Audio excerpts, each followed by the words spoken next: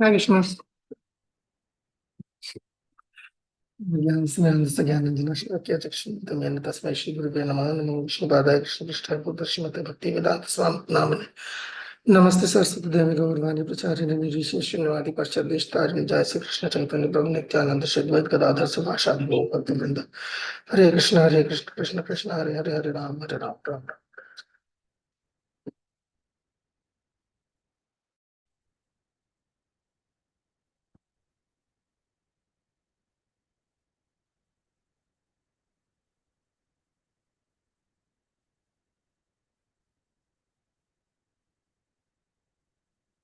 Hare Krishna, it's nice to see Leela Priya Shamamaji back there, back home. Hare Hare Krishna, Prabhuji, Dandavat Pranam.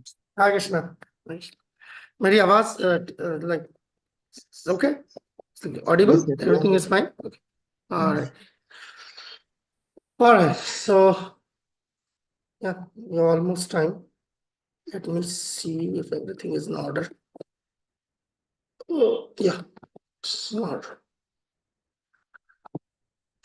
We'll try to cover at least like up till 26 chapter today. Let's see, because then probably we will have to only have a day to cover chapter 27 and 28.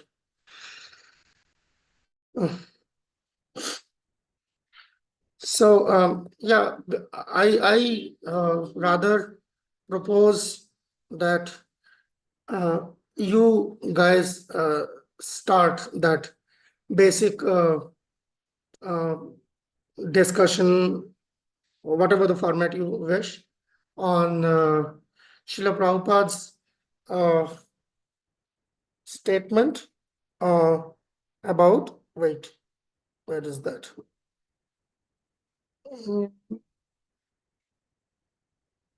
It's what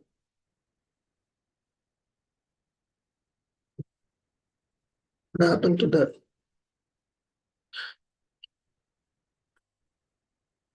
Yeah, if a woman likes a man who is very expert at rape. So yes, based on verse number 41 and 42. Let's see, what are your thoughts on this?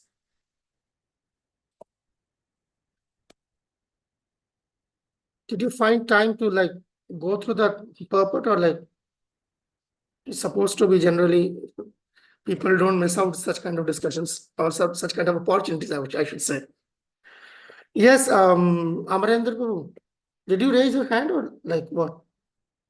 Yes, Prabhuji. Oh, okay. Prabhuji, few days ago, Prabhuji, His Grace Sukha Priya Prabhuji has taken Bhagavatam class, and the Purner story is going on in our temple. So Shabash. he discussed Prabhuji that on that time, the in some dictionary, the meaning of rape is taking care also. So he was saying that women's like who those person who is very nicely taking care of women's, or every man is a hero for her wife Prabhuji. So women likes those person who is very aggressive, and he was discussing saying like that, Prabhuji, who Okay. approach from the every woman wants ki man approach from their side uh, to her. So like All that, right. and I've listened in one lecture of Prabhupada that yeah, Prabhupada was quoting a case of West Bengal, that any man has done a rape with a lady, and his lawyer uh, asking so many questions, and he agreed that you have got some pleasure in that. course, so it is not a rape. So women like those person who is very aggressive. This is my thought. Okay. So I understand that whatever you are quoting, that you subscribe to that idea. That's what you're quoting, right? You agree to it. Mm. Um, and it's nuances. Okay. So so now we also have, since you already volunteered to speak on behalf of the like woman, let the woman speak. Yes, Jagat Mata Sachi Mata Mataji. Hare Krishna Prabhuji. Just say, as Amrendra who told, the definition of rape may be varying from time to time, but as Prabhupada says many times, the females are less intelligent, but it doesn't mean that they are fool. I'm not able to understand this context. It's beyond my ability to understand. But say the other way, it may be the other way also. So that I'm not able to understand. My still till now my intelligence That's are okay. not. That's okay. Like, there will be, that's the idea, basic idea. Yes, Rasik Prem Prabhu. So to And get, oh, let please continue, Jagat uh, Mataji. yes, and one more thing, that it's nice to have a person around who is emotionally, mentally, and physically strong, because females are generally emotionally, they are yes, they are a little low, and physically also it's feel good to have a person around who is physically and mentally strong. So that's my. Okay. So you basically, you are just talking about basic anatomy. So okay. Mm, yeah. Okay. Wait.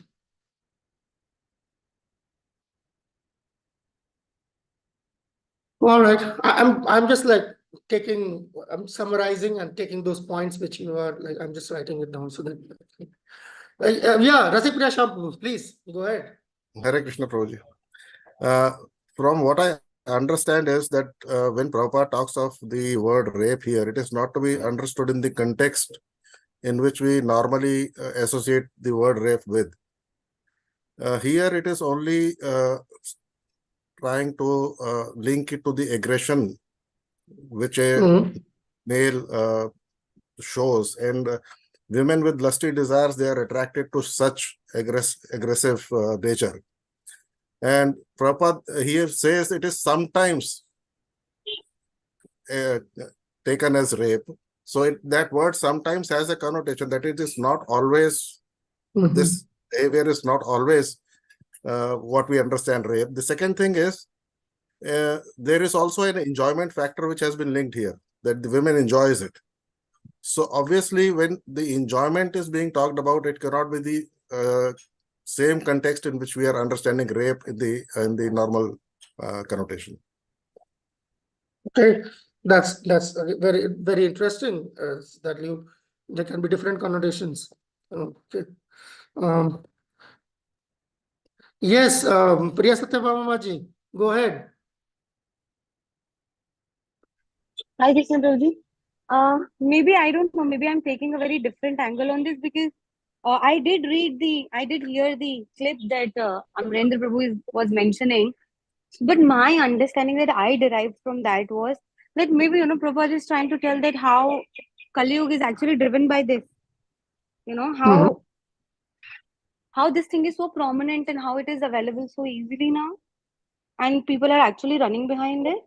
And honestly, I'm doing my OB also, which is I've picked up a difficult topic, which is actually related to this.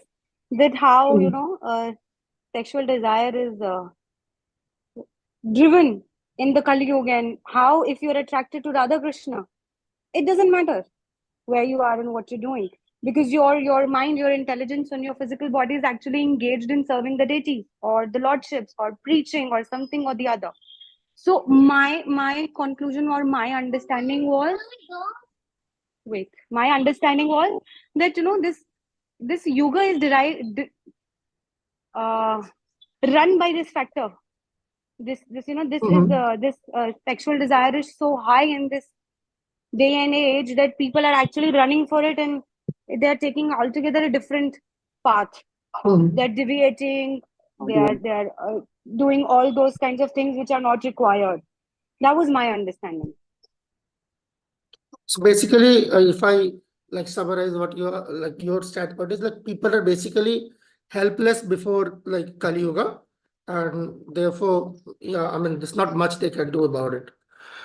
Okay. Even there are a lot of things everybody can do about it, Prabhuji, but it is one of the driving factors, I think. Okay. Yeah, agreed. So then it's like this one of the, yeah, Kali Yuga being one of the factors. So it have to be taken into account. Yes, Rukmini and Yes. Sevani Maji.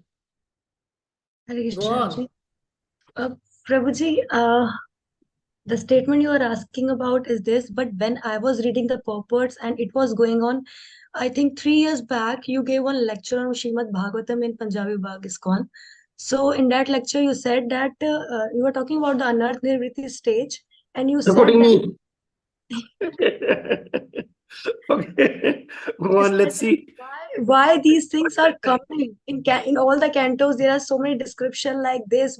There is so much discussion on this to prepare us for the 10th canto Saman Bhumi. So we will be able to understand the 10th canto, Krishna's pastime. So actually we have to come out of it. So this was going on. I picked that from this, that I have to come out of my anarthas. So I picked that point, that somehow I have to get out of it, and I have to prepare myself for the pure devotional service I may be able to perform, and be able to relish the Krishna's pastimes. Okay. Basically overcome lust and sexual desires. Okay. That's if I understand you correctly, this is what basically you are pointing towards. Okay. Okay. It's like no specific comment on that. Like, would others would want to add to something to this? We already had like 3 or 4 devotees. And Prabhuji saying very expert. So I feel that something in it more, which I'm not able to. I'm not able to understand. I don't know what it is. Okay, that's okay. That's all right. We are just discussing that. That's exactly what we are discussing. Other thoughts?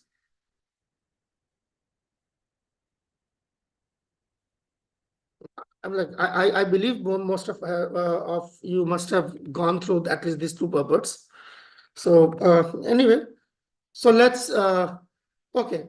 Let me ask a question. Maybe expand the topic. Okay, let's expand the topic. Are we defending Prabhupada? Are you defending Prabhupada? Are we defending Prabhupada here? No? No? Why not? Yes, Prabhuji, I think. Okay. Somebody may very well as like Jagat Mata Sachi Mataji has her opinion that like yeah we are defending Prabhupada. Okay. So how do you Because we know somewhere he's whatever he says he's right. So he has to be right, right? He has. Right. Yeah, because if he's not right, then I am insecure. Yeah. Yeah. So because that's why he has to be right. Because I cannot make myself insecure. Or maybe like, because if I am insecure, then maybe now the topic will be even more closer to my heart. Is my consciousness gonna be raped now? It's not just a talk about a woman anymore. Because if I am not able to defend, so then the next is my consciousness, which is like out for sale. So therefore, he has to be right. Yeah, You're Prabhuji, I trying mean, to understand his mood and what he wants to teach us. Yeah, exactly. So, but like that's why I'm just checking. I'm not saying that it has to be there, but I'm just asking that. It's like, are we apologetic? Yes, Rasik Priya Prabhu. yeah, Open yes, the mic. yes. Go on, Prabhu, please. No, I mean, as you said, there is no question of defending Prabhupada. We know he's right. It's How do you know? because I mean the whole foundation of our Oh yeah, spiritual, that's exactly what I said. and he is a pure devotee, we know. That's, And the second, forget what he is. I'm talking about us. It's not he who is discussing. We are discussing his purport. and second thing is when we go through the lectures and other purports that Prabhupada has given in many places, we know what is his opinion about women. Yeah, that is an argument which I would like entertain, rather than like just like he has to be right. So we know. Everything he said is right because he's a pure devotee. That's about him. I'm talking about us. That's a fair argument. I will entertain that argument that we know what what he thinks about women otherwise. So yeah, that's like you're citing an evidence. That's like when you are citing an evidence. Like you cited an evidence that we have many other purposes of Prabhupada which doesn't, which gives a very different perspective of what Prabhupada thinks about women. Yeah, that is that's a fair argument. But if we say that like he has to be right because he's a pure devotee, so that it all based on my assumption that he has to be a pure devotee. That's why he has to be right, and therefore I am in that shelter. My shelter is right. Therefore, at the end of the day, I don't need to check my prejudices. So I'm just looking for a confirmation bias. He has to be right. But when you give an evidence that you see there's something which is contrary to that, we see the burden of evidence is against that idea, like what Prabhupada felt about women. That's a legitimate argument. Amarendra Prabhu, go on. Prabhuji, in a lot of purports, Prabhuji, of Prabhupada, Prabhupada was very against of this sexual thing, or Prabhupada was very much protected of women's in a lot of purport we can read, Prabhuji. So maybe, Prabhuji, in this You're context, basically saying the same thing what Rasik Priya Sham Prabhu said. You're agreeing to that. That's okay, fine. I already gave it. Yes, it's like when you are citing an evidence. So yeah, that's very well taken. Yes, Ganga Shakti Maji, please go on. Prabhuji, when we talk about defending Prabhupada, I think it's very important that not just his purports and what he's written, but also what he's done.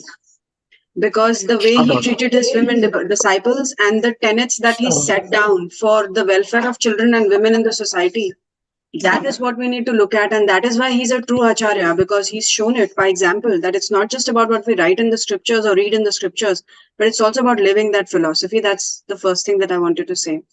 Then when we come to the topic of that women women enjoy rape or they like aggressive men, I think Prabhupada in both the purports has put the topic and the issue perfectly in perspective, because he's spoken about puberty, he's spoken about the psychological element, he's spoken about how material world is driven by sex, and then he is using a word as strong as rape. So Prabhupada he uses every single word with a lot of care. There is a reason why he's using rape there and not using any other general biologically sufficient word there. So why does he use rape there, and why does he say all those things that he's talking about, how sexual desire is at its peak in the puberty, that is why the father should arrange for the girl to be married, and all those things. And then at the end of the purport of 42, he's saying the material world is driven by sex desire. So I think all these things are very important, just as when we dissect the argument that women are less intelligent, Prabhupada puts it into perspective perfectly in his purports, why he says they are less intelligent, and all of us, understand that, and that's why we are able to explain it. Basically, you said Prabhupada actually builds up his case. Not like yeah. Basically, in those two purports, he basically build up his case. Yeah, Ganga Shakti Maji. I think like that is far more like I would place far more credibility to your point of view, because you basically are not even going outside the purport, but within the purport also you showed how he's basically building it up from step to the next step and then going to the finality, and then he is using a word as rape very deliberately. So it's not like that Prabhupada is apologetic about it. And therefore, that's what we are discussing. If you see the discussion, this discussion, if you see in your handbook, the discussion comes under the section of academic and moral integrity. It is not talking, it's not been discussed under the head of preaching application or personal application or even mood and mission of Prabhupada.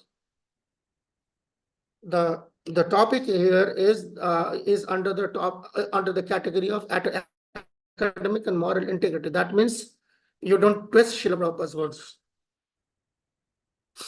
That's why many times there have been like clamor inside ISKCON regarding this particular purport and a couple of other purports very close to that.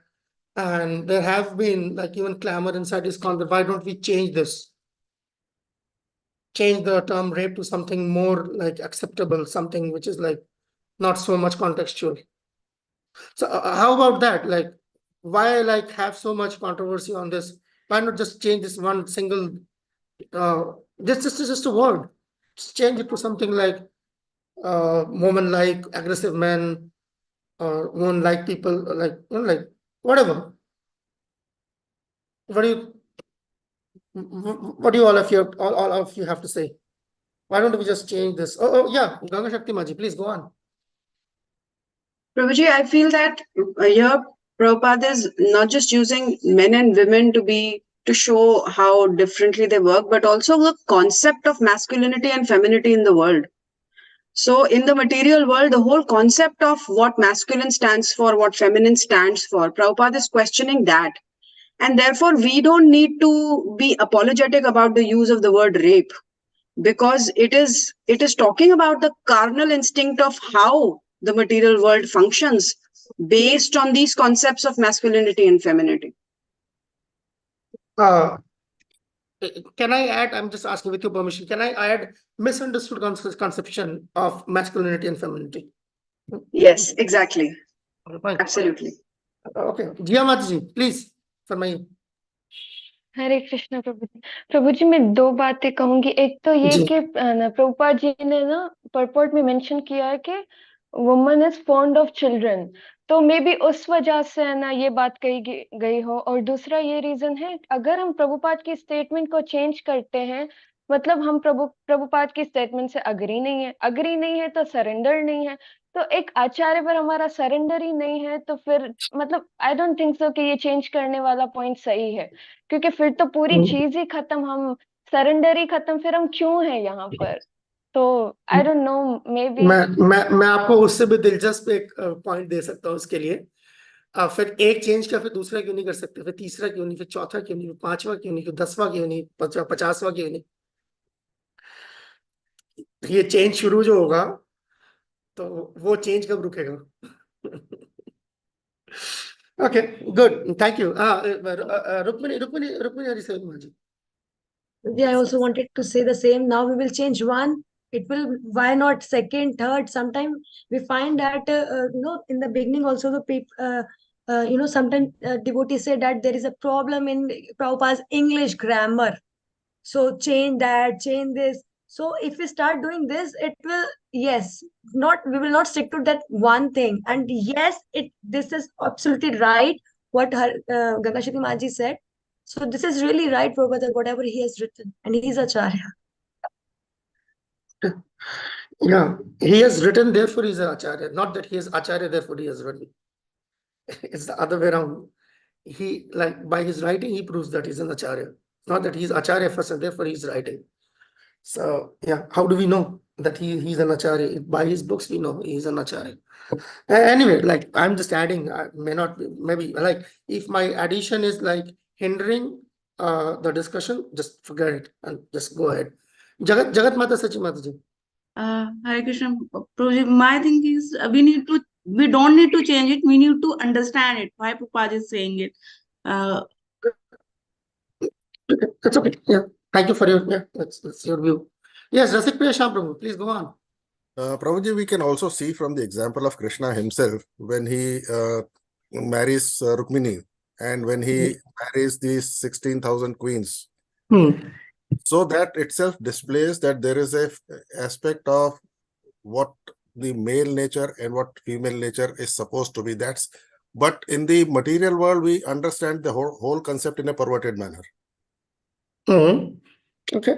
Yeah, as Ganga Shakti Maji is already, yeah, you're just supporting a statement in a sense that basically it's like the misunderstood conception of what is masculinity, what's femininity, what is to be a hero actually.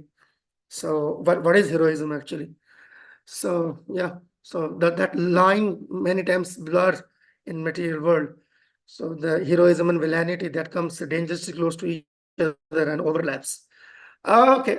So yeah, so that was my first. I was just trying to figure this out, that like have we gathered here to defend Prabhupada, or we have gathered here to understand Prabhupada? So thank you. So as who started first? I think it was Amarendra Prabhu, yeah. So as he said, that it's like more like a dictionary semantics. It's like, like rape has got different. It's not wrong. It's a fact. If you see Chambers Dictionary, you will find. So like that's the difference between, like, if you see American English and you see British English. The British English dictionaries are far older than American English, as we understand. And we see the dictionaries, like rape was used in many other ways also, but then gradually it came to the understanding which we are understanding today. So again, the same thing, just like when we are discussing these kind of issues, so we are discussing just as a lawyer is resting his case in a court. So the lawyer must cite evidence.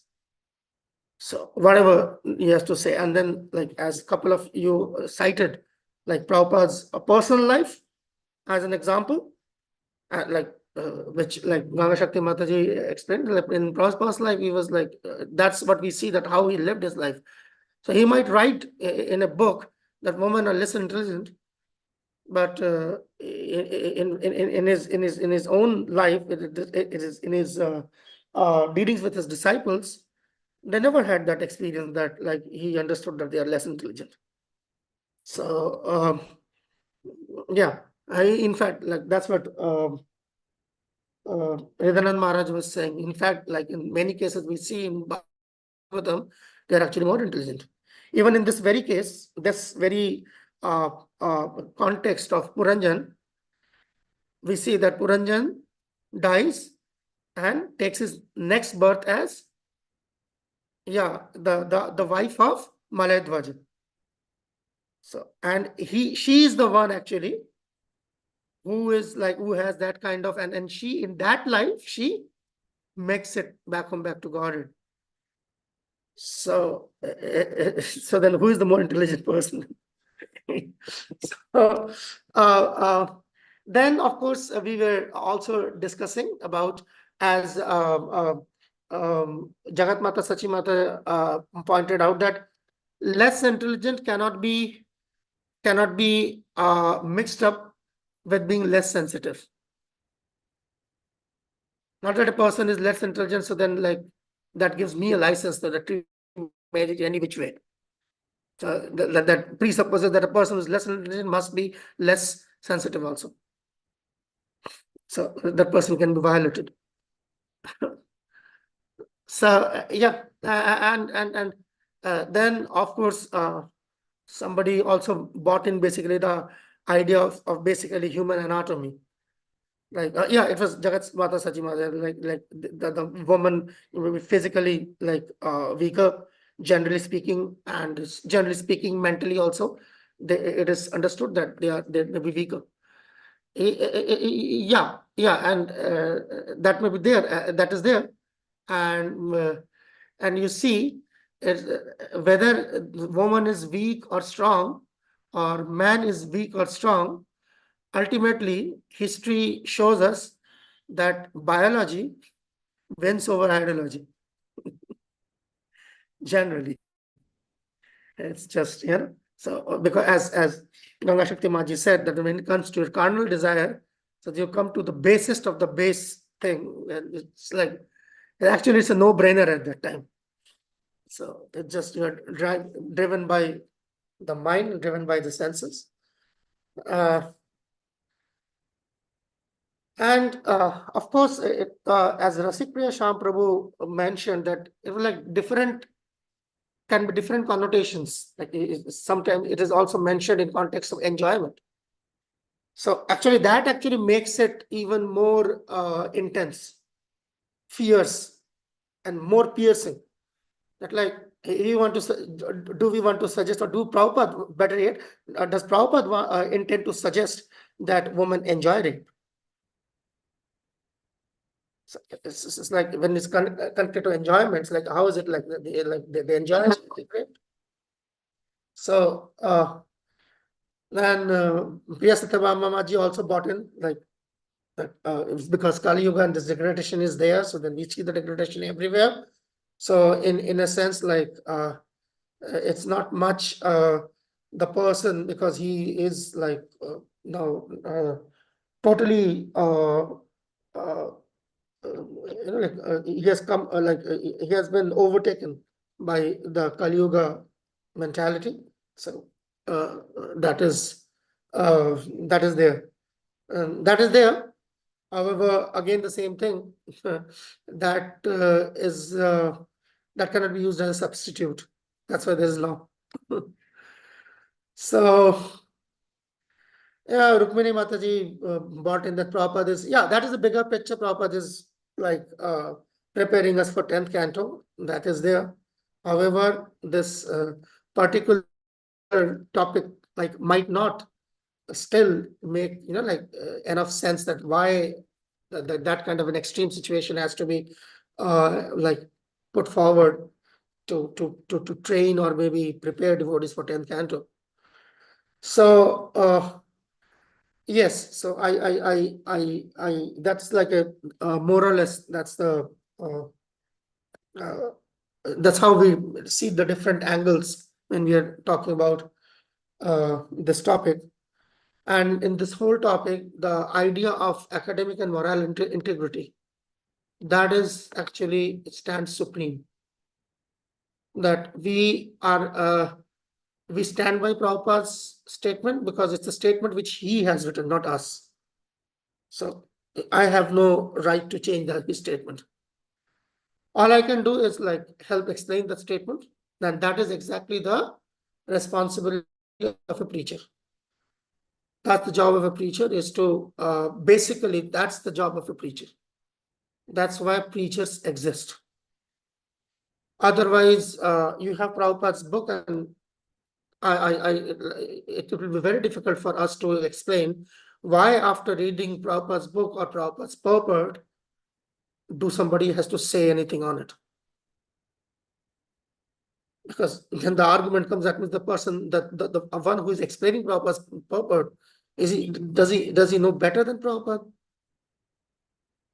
And now that same argument I will use against that person.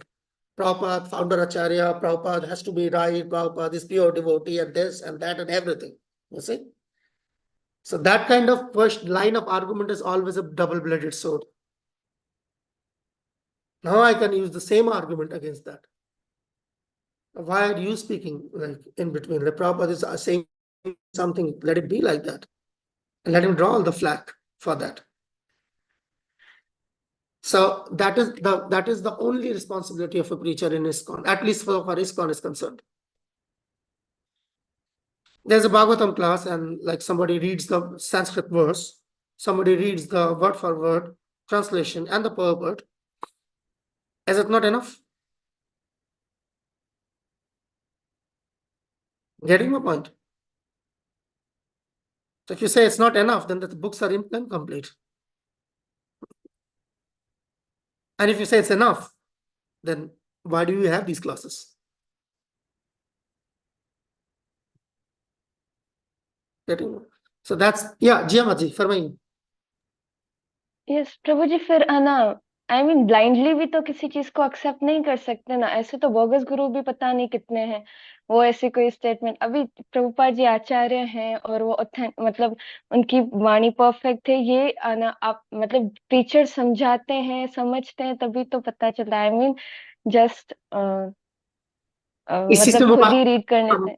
मैं इसी बात को मैं कह रहा हूँ कि ये अगर कोई टीचर या कोई भी समझाने की जरूरत कर रहा है, तो वो इसी बुनियाद पर कर रहा है कि वो उस पर्पट को समझाने के लिए बैठा है।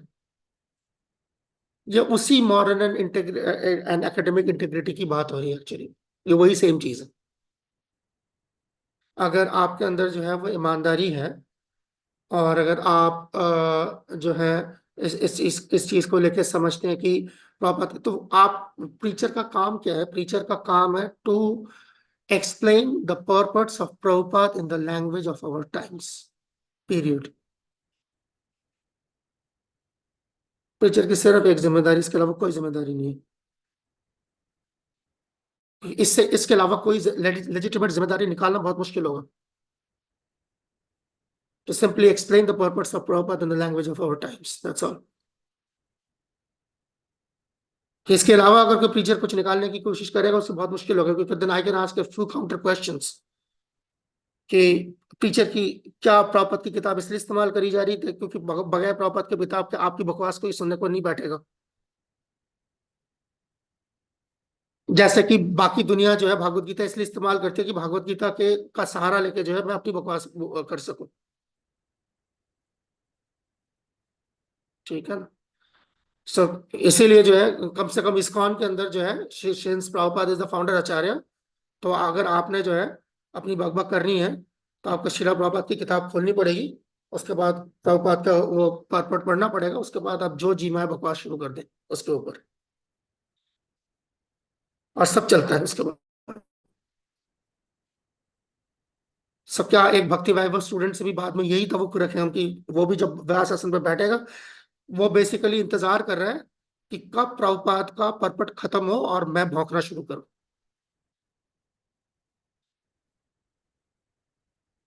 That's why I see some of ISKCON's preachers, very accomplished preachers, उनकी क्लास 35 मिनट से ज्यादा जाती नहीं है,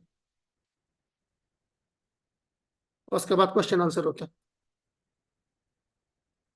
क्योंकि they don't see the need कि प्रभुपाद के पर्पट के ऊपर बहुत ज्यादा कुछ बोलने की जरूरत है। They may speak like maybe a paragraph or so, something on that, but the question answer that lasts 1.5 hours.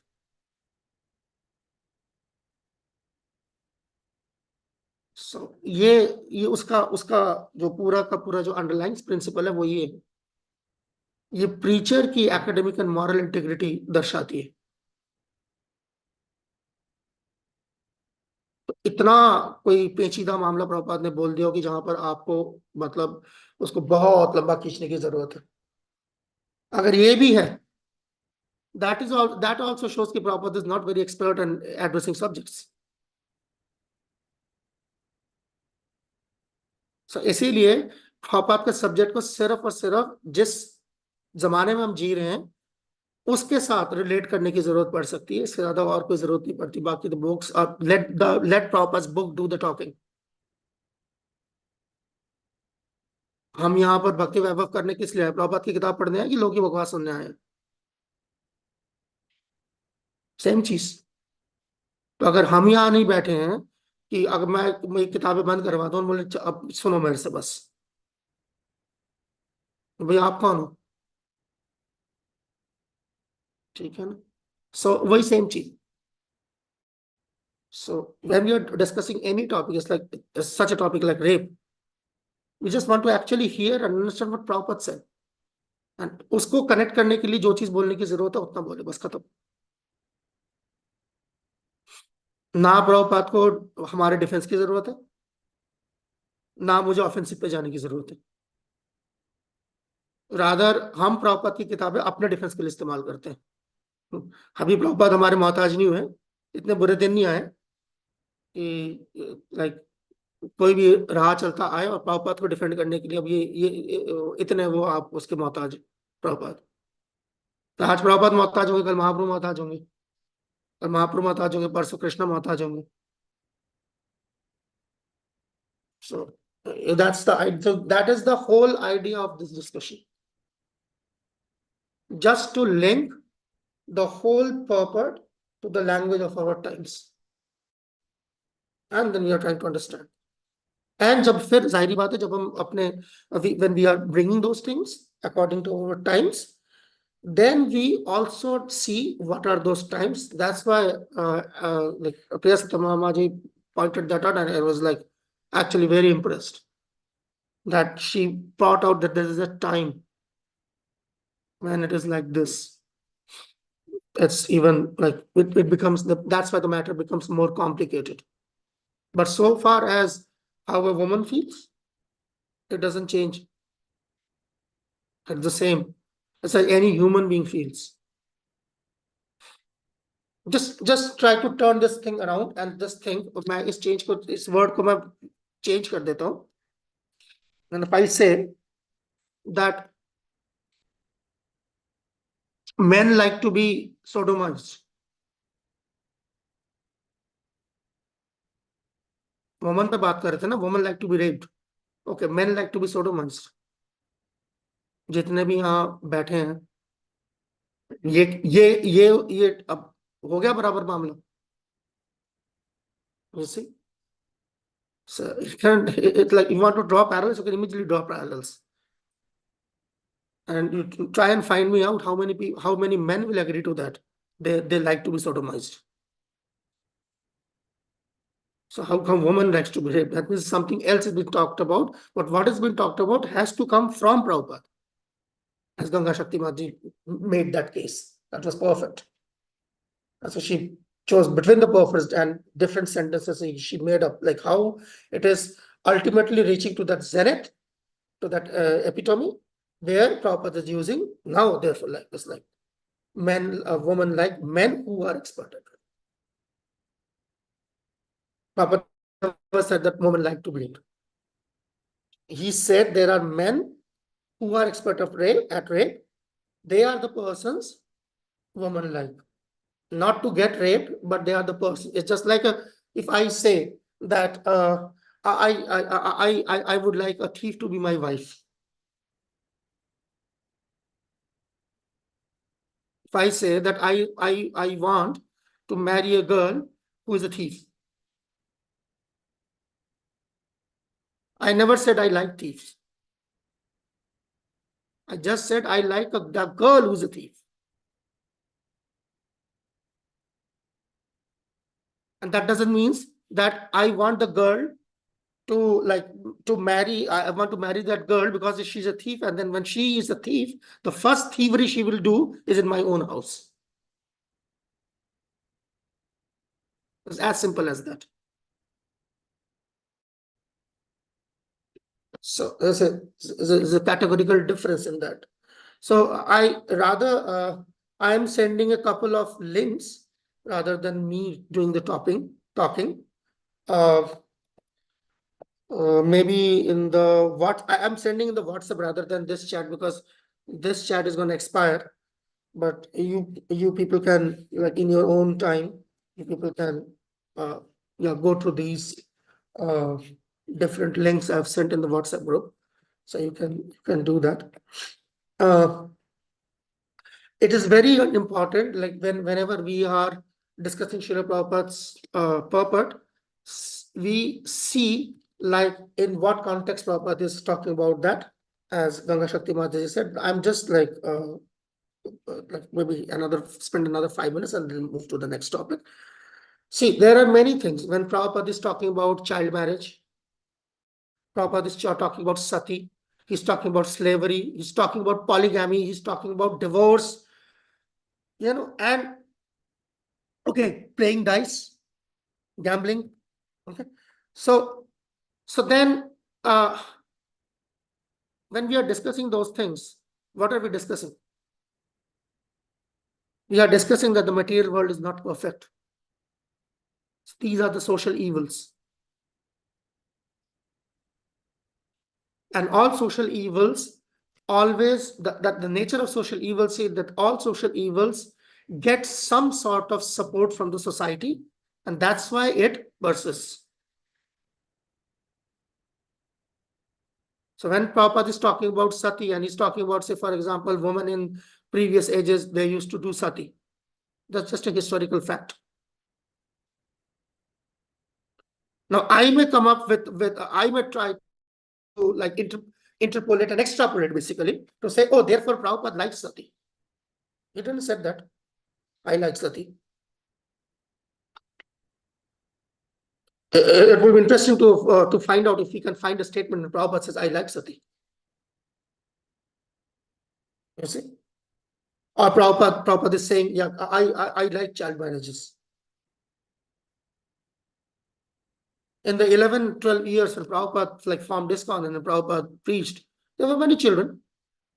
We didn't see Prabhupada marrying like children away. At least I don't know any of those circumstances. Or Prabhupada is in favor of slavery. Or for instance, polygamy. That's a very interesting. In fact, some devotees jockeyed for polygamy in ISKCON. And Prabhupada put his foot down. No way. Be satisfied with one wife. So, but when you read those statements, so then you feel that, oh, Prabhupada is, he's talking about those times. You have to state the facts. There were times when these things were practiced. How can you lie about it or be defensive about it? Okay, so that's how we see calling a spade a spade. Okay. Like if gambling is one of the against one of the 4 regulative principles, how come gambling is part of the 64 arts? You have any idea? Krishna book you can read in Bhagavatam, you can read in the 10th canto. One of the subjects Krishna Balaram learned in the Gurukul from Sandipuni Muni is how to gamble. That's one of the 64 arts. Cannot get around it. That doesn't mean that art has to be like practice or something very somebody has to be very proud of. That was an art like that had its consequences. So it's like that. So at no point in history the society was completely free of evils. So we cannot drag one societal evil into from one age to another age and justify it. It won't work. Okay.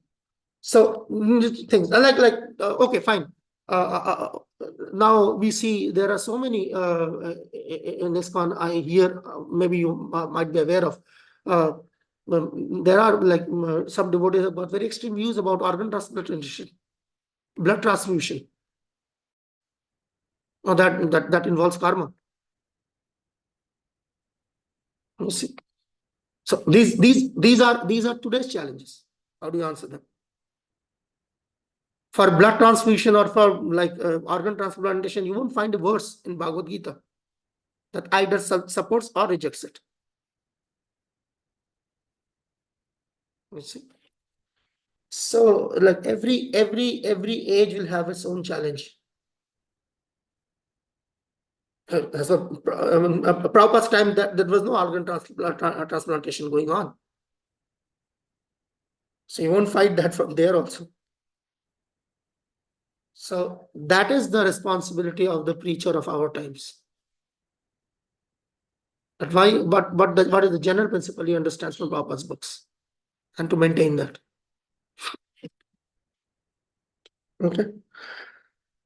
So yeah, so many things. It's like Prabhupada is talking about, okay, It's like you're talking about, okay, in Kali Yuga, as Mataji said, that like, okay, fine, Kali Yuga, there's no varnashram, practically speaking. But the fact of the matter is, in Sati Yuga also there was no varnashram. There was only one varna. That was called Hamsa.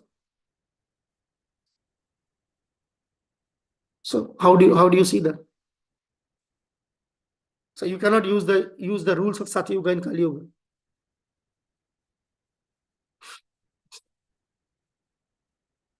Okay. So this is the basic, like, how you see those things, and accordingly see Prabhupada's content, and that's why you have to really get into the books. First, get into the books before getting anywhere. Read Prabhupada's purpose first, and then like go for any secondary opinion which you might require for that.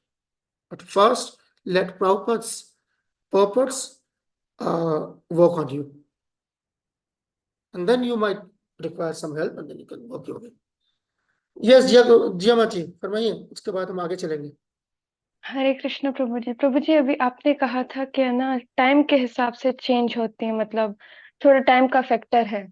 तो यहाँ पर है ना प्रभुपाद जी कहते हैं ना, पहले तो एक फैक्ट बताते हैं कि as soon as a woman attains the age of puberty she immediately becomes very much agitated by sexual desire. तो ये फैक्ट तो चेंज नहीं होता टाइम बाय टाइम, ठीक है ना. और उसके आगे प्रभुपाद जी कहते हैं it is therefore the duty of the father to get his daughter married before she attains puberty. तो ये चीज क्यों चेंज हो रही है? आई मीन ये तो चाइल्ड मैरिज में. Therefore, जो therefore it's a detail. The first line is a principle, and the second line is a detail.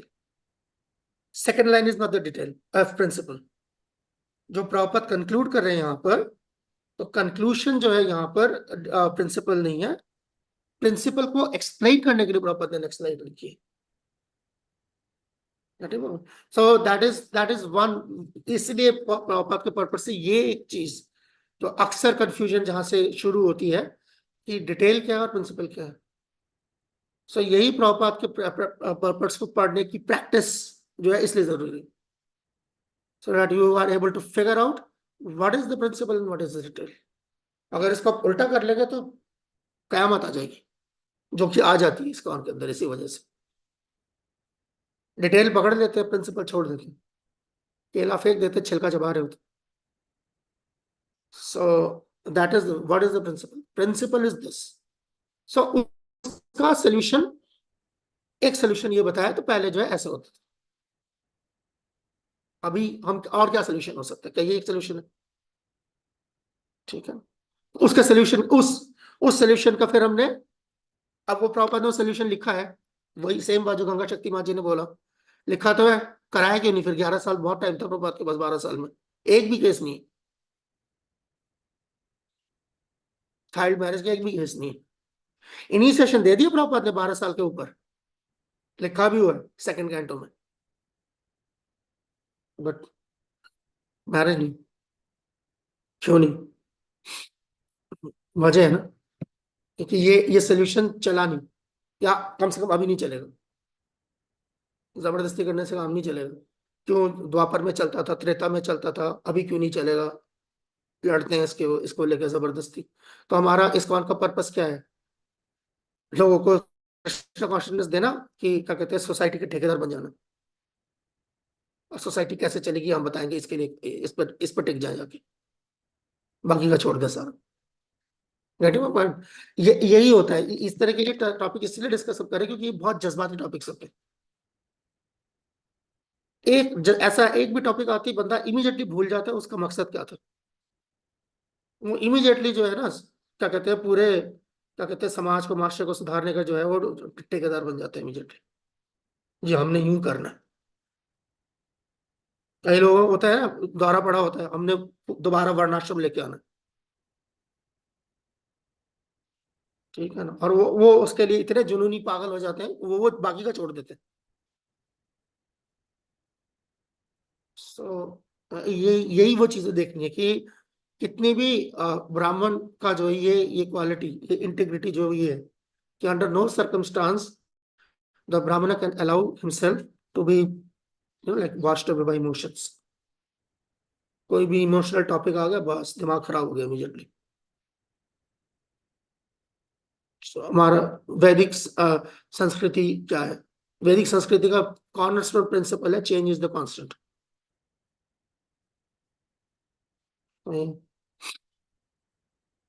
So anyway, so Rukmini Maji, I really need to move now. 1 घंटा लगा दिया already. It's like, yeah. Okay. So before I close, कोई final comments इस पे देना चाहे, contradict करना चाहे? या Amal Chandra, please go on, please. Hare Krishna. Prabhuji. I'm audible? Yeah, loud and clear. Actually, I'm trying to understand all these things from maybe some different perspective. Like suppose we are teaching all these things to children who are at the age of 10 to 12. So when they understand all these purports because they are immature, so the first step they will do is like they'll Google all these things. They'll see what sex is, what rape is, and I'm pretty sure that it's going to contaminate their consciousness because they are ignorant about all these things. So when a male will read or study all these things from Google, he'll take a different perspective. And when female will read, maybe she'll come to a conclusion that marriage means rape. So maybe what the future would be after reading or after going through all these things for youngsters or for kids. And I've seen all these things nowadays, like what is taking place within society, like parents are not agreeing to get their children married with devotees because they feel insecure. Because boys have come to a conclusion of renunciation. They are not interested in managing money or taking care of money and all. And women have demands. So what I have seen in couple of years, like many fathers, they want that their daughters to be married with someone who is not a devotee, who might be wealthy. So these things are coming into my mind after reading purport. Yeah. As you said, you started with maybes. So yeah, I will also answer the same one word, maybe. Or maybe not. There'll always be maybe. It's always there. So then that is the point. The point is, like, are we prepared to take everything in the stride and in our fold and yet persist and pursue Krishna consciousness? You see? Or we are gonna like become immediately defensive, run back into our cocoons and like try to be again trying to basically marshal others, what they should know, how they should know, or they should not know. So that is the point. That's why we are discussing these things. So what is the preacher is all about? That's what the preacher is all about. The preacher cannot be more loyal than the king. The preacher cannot do things which Krishna didn't do. You see? So if the preacher wants to preach the message of Krishna, he has to preach the message the way Krishna has preached it. And that's why we see like a synthesis between Prabhupada's preaching or Mahaprabhu's preaching or Krishna's preaching. You can see a straight line. No holes barred. No holes barred. Everything under the sun can be discussed and should be discussed. Okay, what is the basic topic a preacher discusses? Basic, very ABCD topic a preacher discusses. The first thing in spiritual life a preacher discusses. Very first thing, very first topic. Krishna is God. Supreme personality of God. Yes. Whether he is God. Not Krishna is God. Whether Krishna is God. As in you preaching can a scientist. Yeah, that's what I'm saying. Yeah, does God exist? That's what I'm saying. Whether God exists. So if Krishna can be under discussion and scrutiny, बाकी कोई क्या भेजता है? There's nobody more hallowed or holy than to us. There's no subject on the face of the earth that is more profane or more holy than Krishna. If the existence of God can be challenged and can be scrutinized, and that is the first thing we do before we go to the any next stage, how come some things become even more sacred account? That is exactly what as a preacher has to see, that when does this happen? When does the preacher starts to close the doors of discussion? What kind of insecurity makes the preacher do it?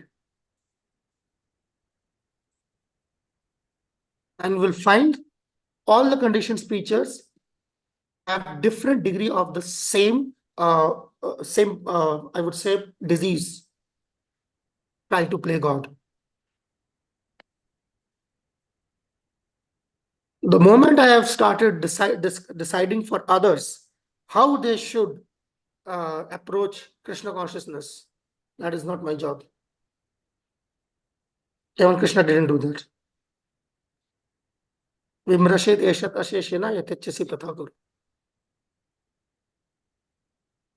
So that is the test of the preacher. The purification is on the part of the preacher more than the person who is being preached to.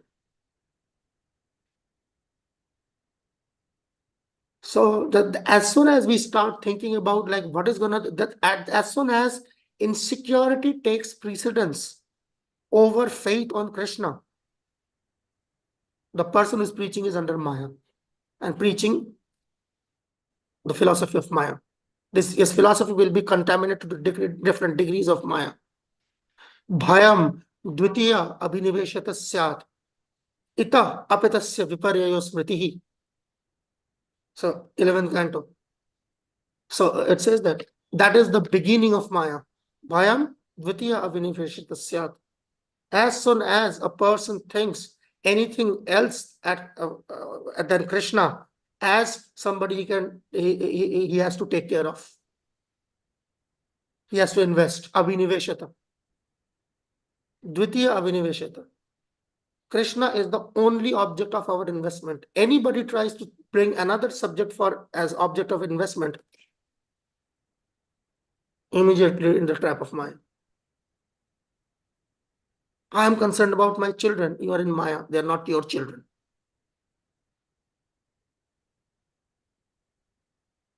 You see? The first Maya is they're my children. Now the second Maya is 2 into 2, 4 is because they are my children, I have to defend them. You see? Against what? Against Krishna now, in this case. Because how Krishna is going to enter, only Krishna knows. I can introduce that person to Krishna consciousness. That's all. What he's going to Google, what he's going to read, what he's going to say, it doesn't work because till how long you will protect him?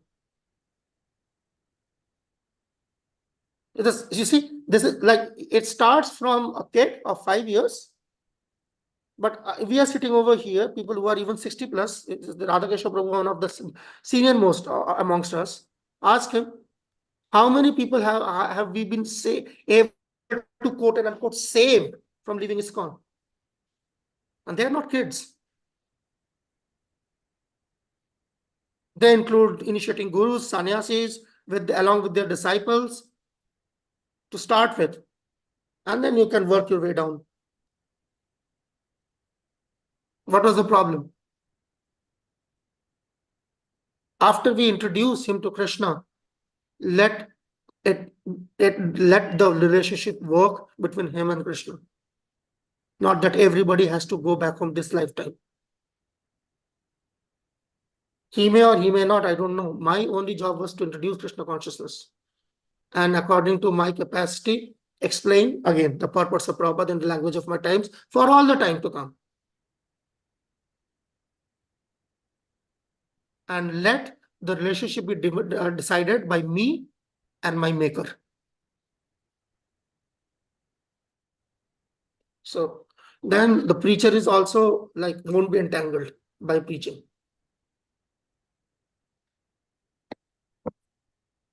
It might sound very dispassionate, but that's how it works.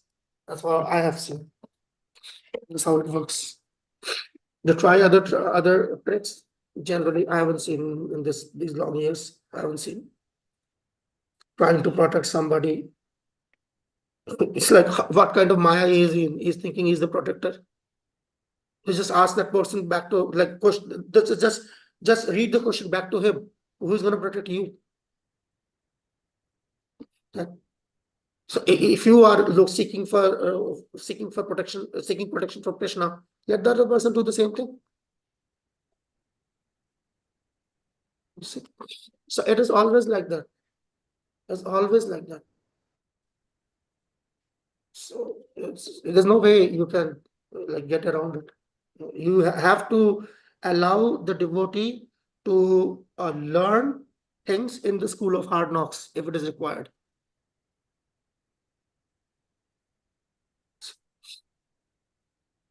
There's no way.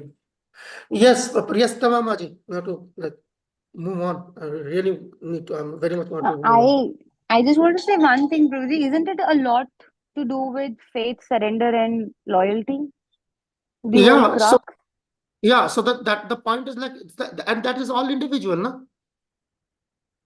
You see, you can teach somebody by while you are possessing these qualities, but you cannot transfer these qualities. Everybody has to cultivate that. You see, just like I can teach from my experience, but I cannot second out my experience per se. Similarly, I might be faithful, and I can only talk about that philosophy as much as like I may or I can. But then again, he's the person. Otherwise, where is the question of sadhana? What is the need of sadhana? Okay, so let's. I have a question. Radhakrishnan, please. Please. Easy. Zarur, Prabhuji. Job is to just introduce someone to Krishna consciousness and later on then forget. Is it true? Introduced to Krishna consciousness and then? Okay. Actually, your voice is actually echoing. Yeah. Sorry. There is one more microphone that has to be turned off. Something needs to. That once we introduce someone to Krishna consciousness, then we forget and let him do the job. Yeah, that's the other extreme. That's the other extreme. Like we introduce somebody and then we forget. That's another extreme. That is why it's just like you're done with that person. What is the right way? I'm just telling you that actually like we'll come to that, but let's see what is this. We'll come to the right way, but let's not jump it. Because it's a very important question. Let us see what is this. This is the rape of that the person we introduced. Since we are discussing rape, you bring somebody, and after sometimes your romance is over. You bring another person. Another day, then another your romance is over. Then again bring another person, and then your romance is over. The same. This is the rape mentality. Every day I need somebody new for my enjoyment, because that gives me that kick. How many people I've like bought in. Now that's another story. What happens to them? Who cares? That is their prarabdha. That is their karma. That is their like lack of sincerity, or better yet, they are not fortunate. You see, when I bring him, then I quote 12th Canto Bhagavatam. Jajanti hi sumedasa, not medasa, sumedasa. Very intelligent. When I bring him into Krishna consciousness, he's very intelligent. But when he leaves Krishna consciousness, it's unfortunate. Then he's not intelligent anymore. That intelligence doesn't work anymore. You see? But second How well as preachers, of course, it's basically a sarcasm. How well have I read to argue against reading? How well I have learned preaching to escape the responsibility of the preacher. You see? So that's the fine art of detachment. The duty is there, the attachment is not there. It is my duty to introduce him to Krishna consciousness, and it is my duty to see wherever I am needed, I am there. At the same time, I cannot exact the price for that, executing the duty. So since I have introduced you, now I'm going to govern you. You see, there's the same art of detachment. That is the problem everywhere in the material world. That starts from the kid and goes all the way. Because at the end of the day, everybody has that problem of controlling. What happens, like even in a marriage? The husband is trying to subtly control the wife, and the wife is also subtly trying to control the husband. And when the subtle is not enough, it comes to gross. Similarly, the parents are trying to control the children. The children are smart enough, they try to control the parents. And like, that's a free for all. Let's see who gets the better deal. You see any Krishna consciousness in this going on? Yes, that's the point. So whenever the preacher is thinking I'm the preacher, I'll control, he'll go on according to me. There's no Krishna consciousness anymore. It is only a game of now control and being controlled. So that's why that the preaching, that's why it is the job of the Madhyamadikari. And also the preaching is the job of the Madhyamadikari, but preaching is done under the auspices of an Uttamadikari. You see? The HOD is an Uttamadikari. The workers of the department, they are Madhyamadikaris. But by and large, we see in a preaching organization like ISKCON, the preaching is to an overwhelmingly large extent done by Kanishta Adhikaris. And very few circumstances, they have got Madhyamadikaris to supervise them. And what to speak of Uttamadikaris. And therefore, all the hell breaks loose. Then this thing starts happening that like, it's just like, it's just like, you are my Siksha Guru today, and then tomorrow fighting with my Siksha Guru. Oh, it's just like, like, it's just like, how do you say that? Yeah, it's like a Siksha Guru infatuation. Siksha Guru, Siksha disciple infatuation going on. You see? Today is my Siksha Guru, I like him, tomorrow I don't like him. And again, I like somebody else. This is there, that's going on. The Siksha Guru is telling that person, he's not loyal. And everything boils down to loyalty. Who is loyal? To whom? But in all that discussion, not one word, even for the sake of formality, Krishna is used. You see, for the last 10 minutes, how many times we use Krishna? Because there is no Krishna in that conversation. We're not talking about Krishna. It's just talking about control. So only when the preaching is being supervised by the Uttamadikari and done by the Madhyamadikari, will actually see the preaching in effect the way it should be. Otherwise, we will have hit and miss cases. Somebody survives, he survives. He doesn't survive, he doesn't survive. Things like that. But I understand in a situation like this, when you are an ongoing movement, with that kind of momentum, this is how it is going to be. But yes, we can still improve that. And that's why this whole Bhakti Vaibhava is not just to make our armchair philosophers and scholars out of us. It has to become effective Madhyamadhikaris. So, and then gradually make, and I'm Madhyamadhikari who also has a clue how to go beyond Madhyamadhikar. Not that he lives and dies as Madhyamadhikari. So that's the question you asked, Radhakesha Prabhu. I understand that, like, with that kind of experience which you have, that kind of question is expected. And I can only speak from so far from my experience, which is far less than yours. But this is what it is. Like, everybody has to understand the fine art of detachment. And I'm talking about on the strength of Prabhupada's purpose.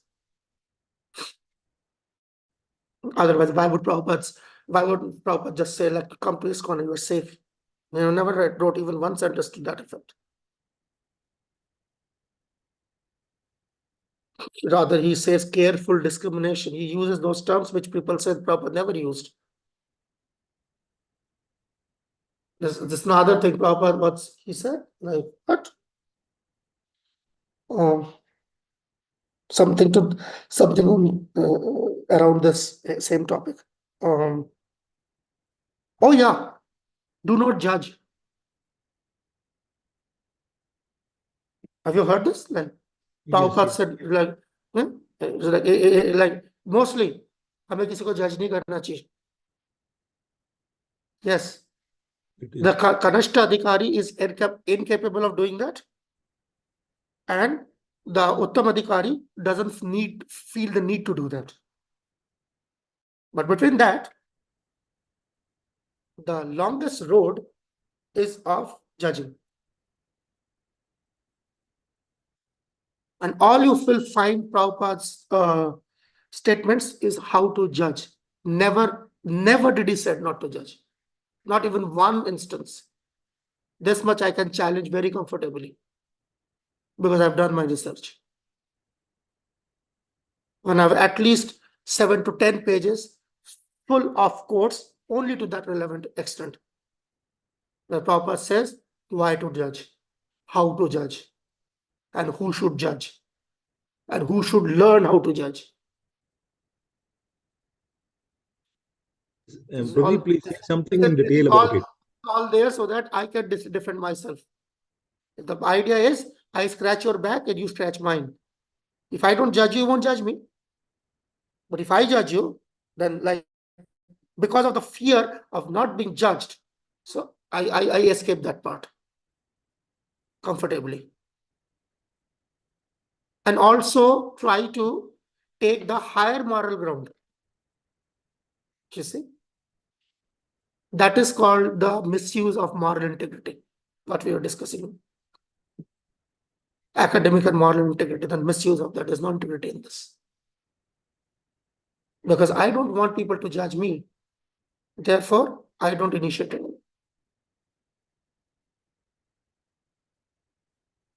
If I like, it's like, say, for example, of course, it's not a gender categorization, but like in the context, I'm just saying. Say, for example, a girl says that the beauty of the girl should not be judged. Is it not something very, very close to the hearts of generally of girls? Girls should not be judged by their beauty. But then, like everybody wants to be on that stage of the beauty contest. What's going on there? What's going on when there's a marriage proposal? Forget marriage proposal. What's going on? The first thing when there is a quote unquote love at first sight. You see? And vice versa, the same thing. For the boys also. Status should not be judged. Caste, no bar. Why? That doesn't apply when I am on the highest echelon. That only applies when I'm on the lowest echelon. So these are the material diseases which we basically import into Krishna consciousness, and then try to find rationale from Bhagavad Gita to support it and the scriptures. This is exactly what I was discussing the last time. Scriptures are there so that they act as my spectacles by which I can see the world, not the other way around. I bring the world as my spectacle and see the scripture through that. So the scripture appeared colored. It will always appear colored. So I have got a prejudice inside me, and then I see how to validate that from the scripture. That is the bottom line of this element of Bhakti Vaibhava, at academic and moral integrity. So if you, the more you practice this thing, I've been benefited by this practice. I can tell you, the more you practice, the more you will become honest towards yourself. The more you become honest toward yourself, the more you will be in a position to help others. There is one thing that I desire to help others, which is very, very good. But then with that desire also ask the second question, which is attached to it. What is my competence to help others? So both has to be acquired. With that desire, I have to acquire that competence to help others. And that is there when we practice those values. I can actually help others. Otherwise, I will be thinking I'm helping him. I'm not actually helping him, I'm hurting him. And because I'm hurting him, I'm also getting hurt. And it's only a matter of time before everything comes out in the open. And then I become disillusioned with the whole process. Then my allegation will be the process doesn't work. The same thing, not to take any responsibility for whatever I have done. Now the process is responsible. If the process is not responsible, the other person is responsible. Other person is not responsible. ISKCON is responsible. ISKCON is not responsible. Then people around us, the material world is responsible. Everybody is responsible except Krishna, except me. So all these things, you see, comes back to the basic core of our moral and academic integrity. Same thing for this rape. Because why? After all, we are discussing a value. Rape is just the expression of a value. What is that value? Dominance. So that's why Prabhupada. Anyway, so we had it. Let's move ahead now. I'm going to next verses. Okay, just a few things.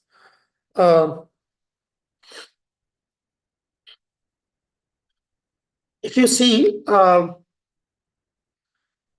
purport,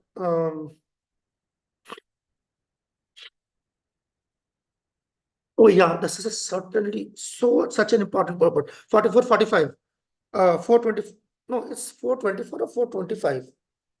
Oh no, that was 424. Wait.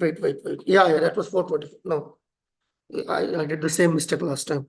Anyway, we are on this chapter. So now from 45 to 62, we see that how Puranjan becomes captivated by his wife. Okay, so we will see that. And I request somebody to read that section from the handbook.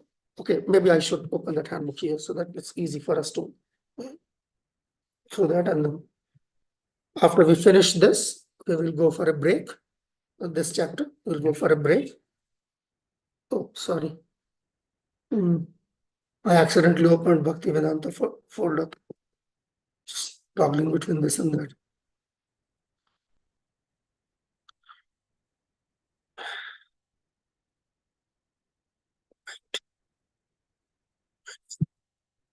Yeah, here it is.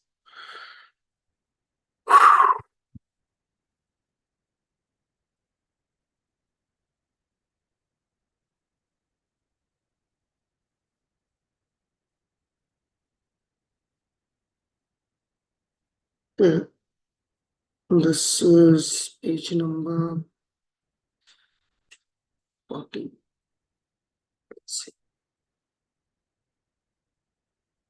No.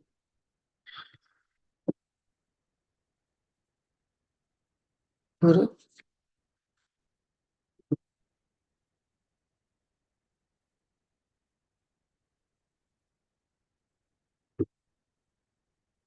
Yes.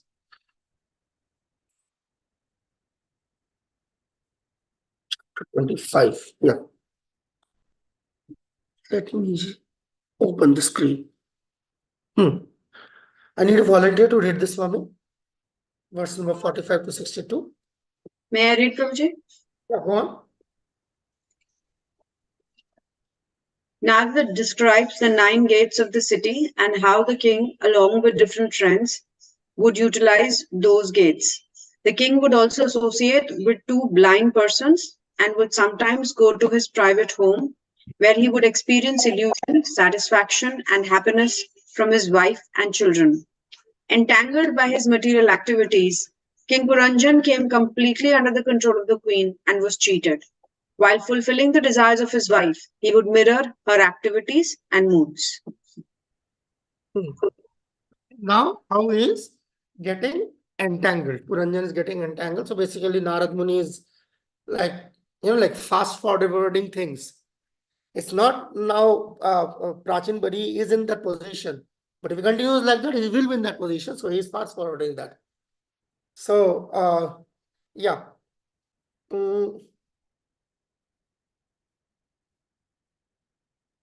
Okay. So basically he is basically saying that like how like Puranjan is now falling into the trap of Maya.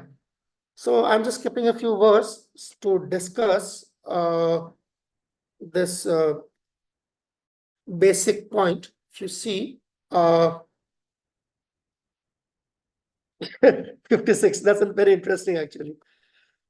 I'm going to purport to verse number 56 here, and you'll find this quite interesting, if not outrightly entertaining. Wait, let me close this. The computer has become slow because of this. Okay, so here, let me. This is a small purport, not very long, but okay, we will go through this purport a little bit. Like, okay, volunteer please to read this, and I might stop in between. So yeah. May Yes, I read, Priya Prabhuji? Satyamamaji, go on. Just the purport, Prabhuji? Yep. When a living entity is in such bewilderment that he is under the control of his wife or material intelligence, he has to satisfy the intelligence of his so-called wife and act exactly according to her dictates. Various Shastras advise that for material convenience, one should keep his wife always satisfied by giving her ornaments and by following her instructions. In this way, there will be no trouble in family life. Therefore, for one's own social benefit, one is advised to keep his wife satisfied. In this way, when one becomes the servant of his wife, he must act according to the desires of his wife. Thus, one becomes more and more entangled. In Bengal, it is said that if one becomes an obedient servant of his wife, he loses all reputation. However, the difficulty is that unless one becomes the most obedient servant of his wife, family life becomes disturbed. In the Western countries, this disturbance gives rise to the divorce law, and in Eastern countries like India, there is separation. Now, this disturbance is confirmed by the new introduction of the divorce law in India. Within the heart, the mind is acting, thinking, feeling, and willing, and falling under the control of one's wife is the same as falling under the control of material intelligence. Thus, one begets children by his wife and becomes entangled in so many activities under the control of mental concoctions. Thank you.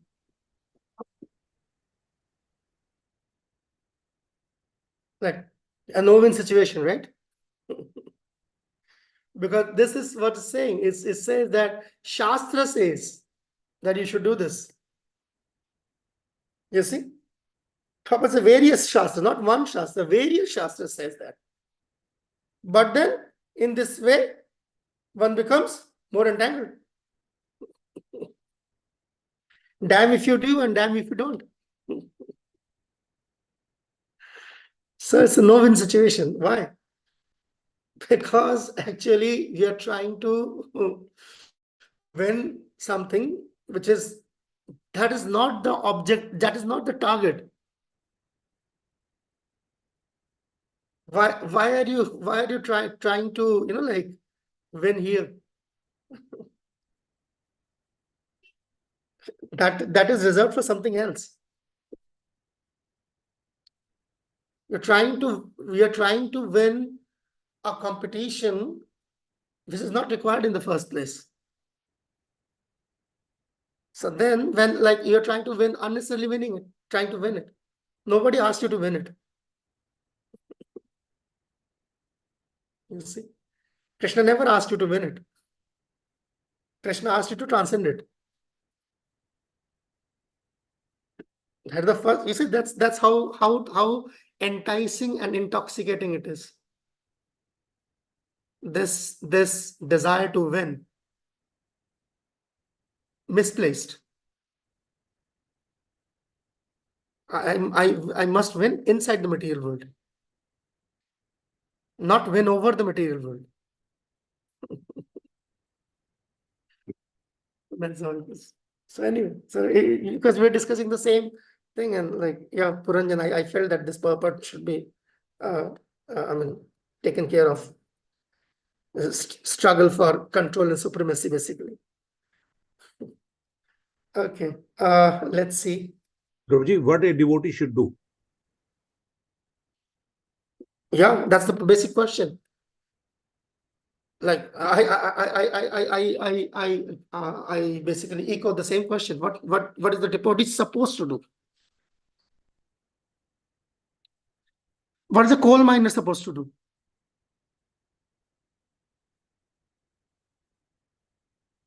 What is a jeweler supposed to do?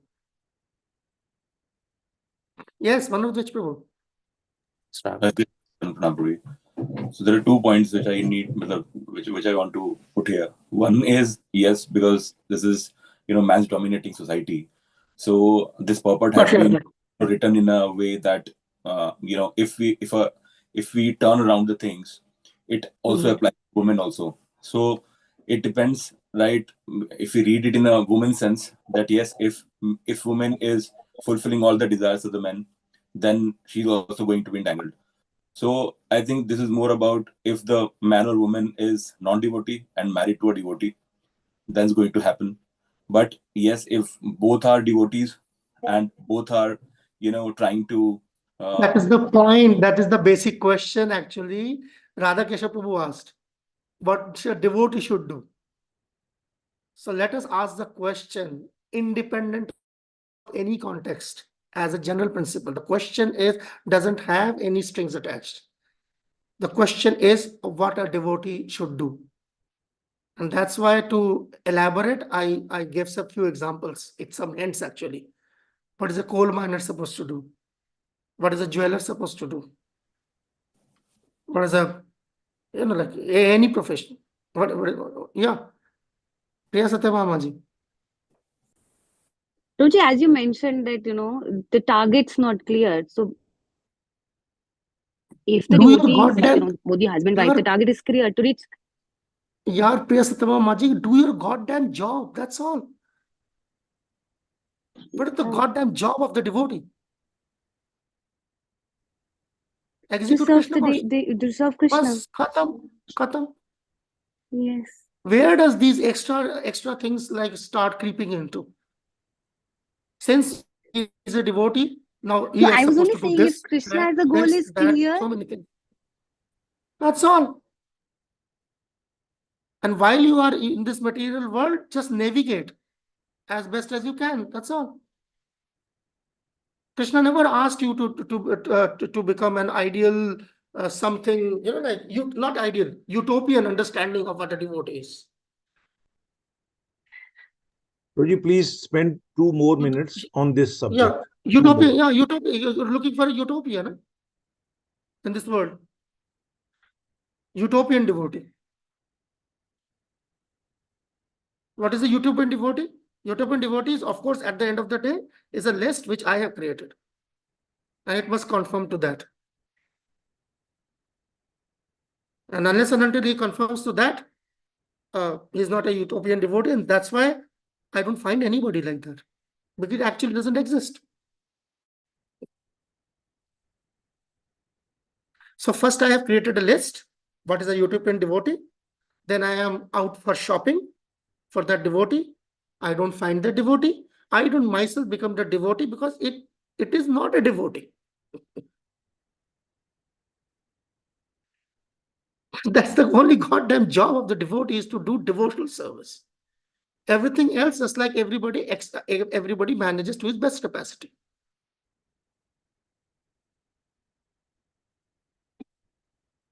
Why it's like it's so much like devotees become so sentimental? Why? Because of the attachment. Practicing devotee. Certain topics becomes more closer to the one's heart. Immediately it comes. Oh, how should I manage my ashram? And he forgets at that time. There's nothing called utopia over here. It's the like the question is as much that you can extend the question to ask the same question. I'm just like replacing a few words. The whole sentence remains the same. Like what is an ideal cricketer? What should a devotee do? What should an ideal bank manager? What should a devotee do? What is okay, fine. What is a good leader? Political leader. What should a devotee do? We're dragging devotee into everything. Whereas you were asked to the basic idea of executing devotional service is to get out of these designations and only navigate them till the time you are required to navigate it. And while you are navigating it, do to the best of your capacity so that you are not entangled in the karma.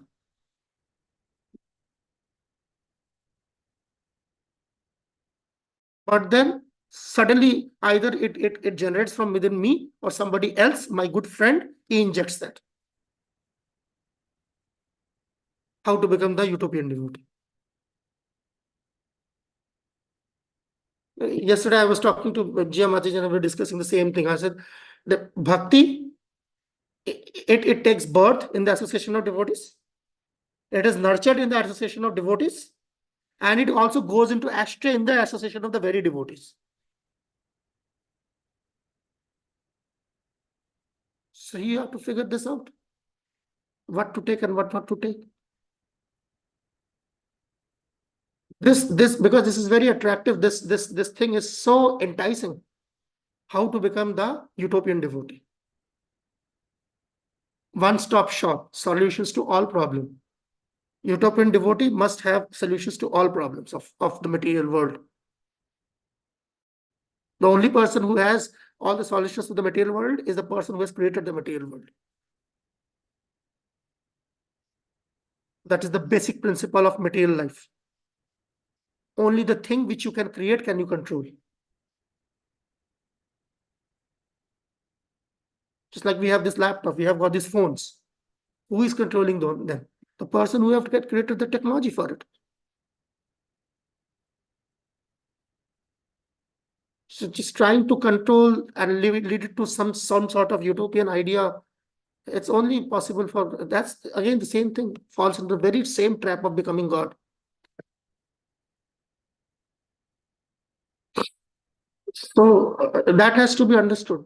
And that is not you see now, like the cheap understanding of the same thing is leave everything. Basically always looking for escape routes. As soon as something is demanded that you have to execute your duty without getting attachment for any rewards or punishment, it becomes a challenge. Basically 247 Bhagavad Gita. Then if I'm going to do it, it has to be utopian, or else I'm not going to do it. I'm not going to take any responsibility for it, basically. Sounds familiar? I'm not going to take any responsibility. So that is the fine art of detachment. That is called Yukta Vairagya. And that's where the whole concept actually comes to full circle, and the full spectrum is opens up when a person reaches Uttamadi stage. Before that, we can only see limited shades of that, nuances. And as we progress gradually, the more the thing opens. But for that to happen, the don't is not to fall into the trap of the utopia. And the do is always do your goddamn job, what the devotee is supposed to do. Finish. So that's why I understand.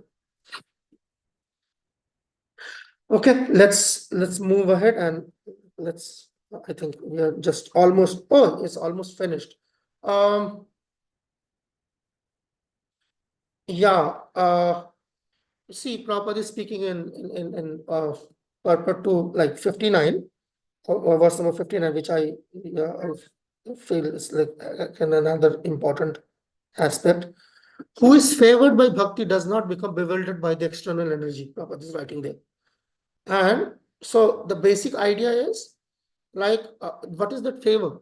How are we becoming favored by Bhakti Dev? So is satisfied, like when like we are very good with following the basic procedure of Krishna consciousness, the 64 limbs, taking care within the 64 limbs is one limb is taking care of the offenses, and that's it. That's it. You continue to do that, and it will have an effect on you. So you have to continue doing that till, or you can say that continue that until it has an effect on you. So you continue that. That's it. So yeah, yeah. You see, here Prabhupada is writing something in the previous chapter. So very very interesting. I'm just posting that in the chat. Oh, sorry. Sorry. It went private to Rukmini Mataji. It should go to everybody.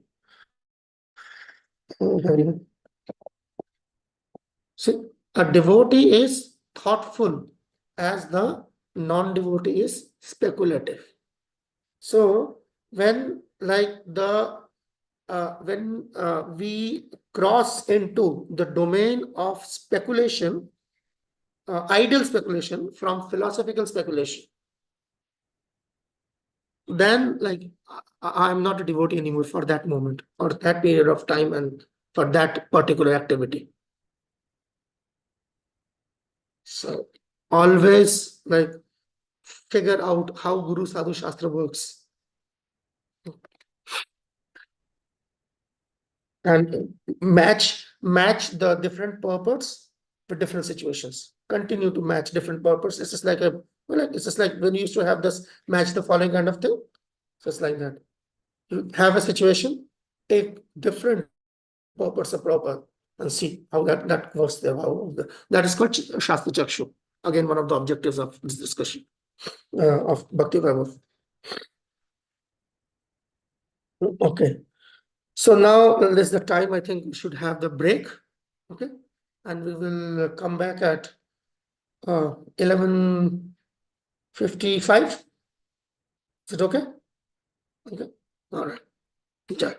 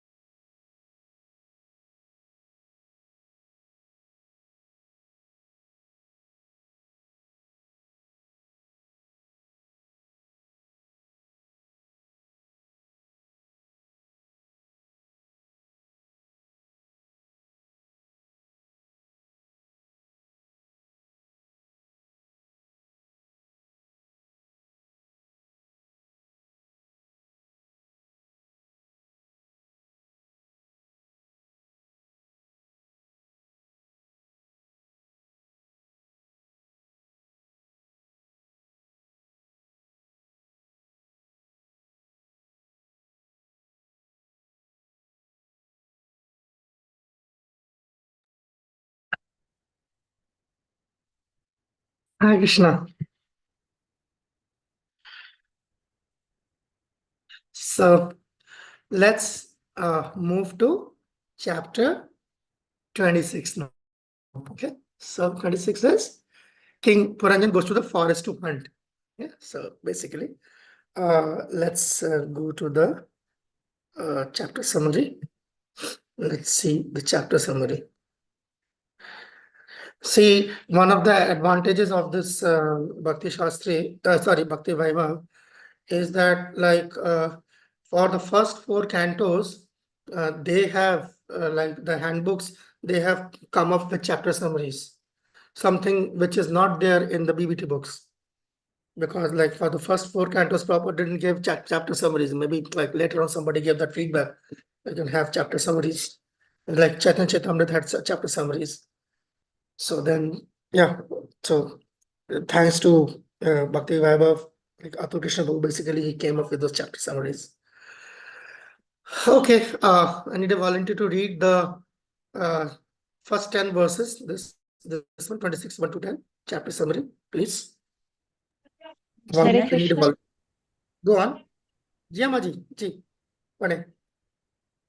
Despite being practically inseparable.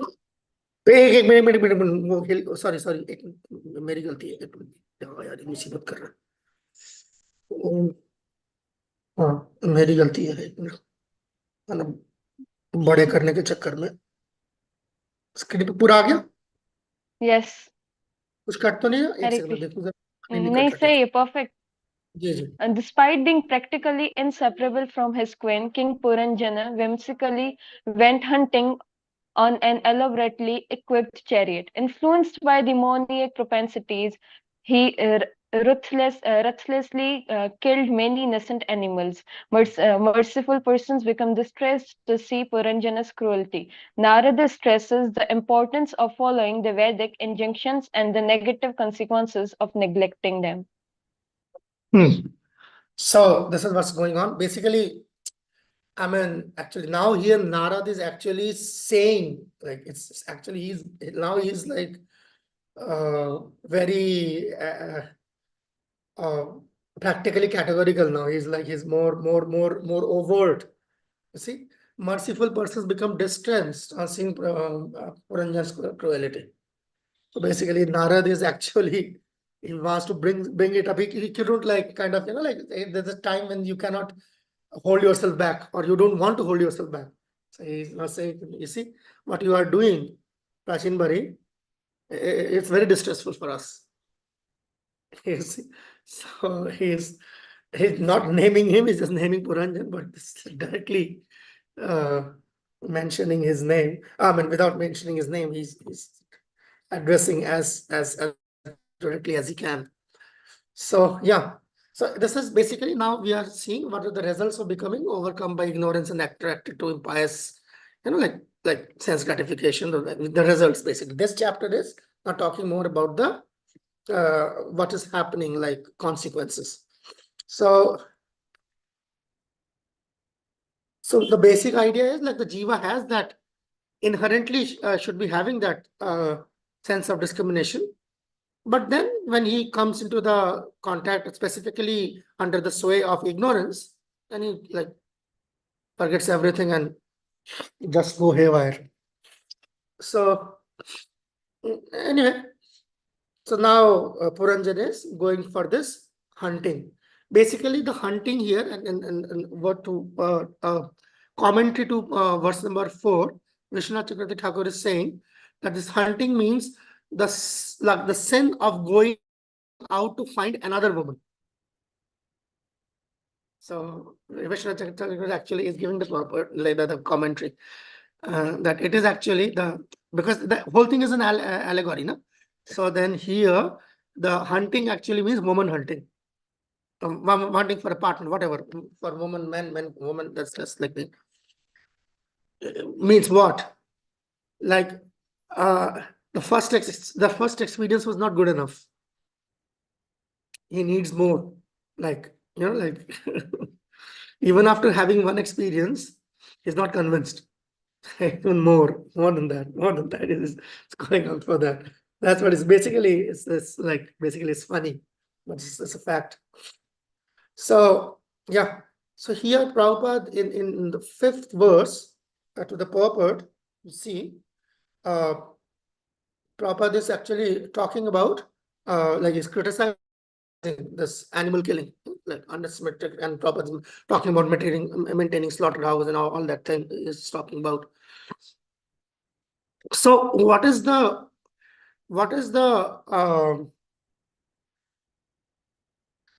okay, that's an easy one. What is the value that is destroyed by animal killing?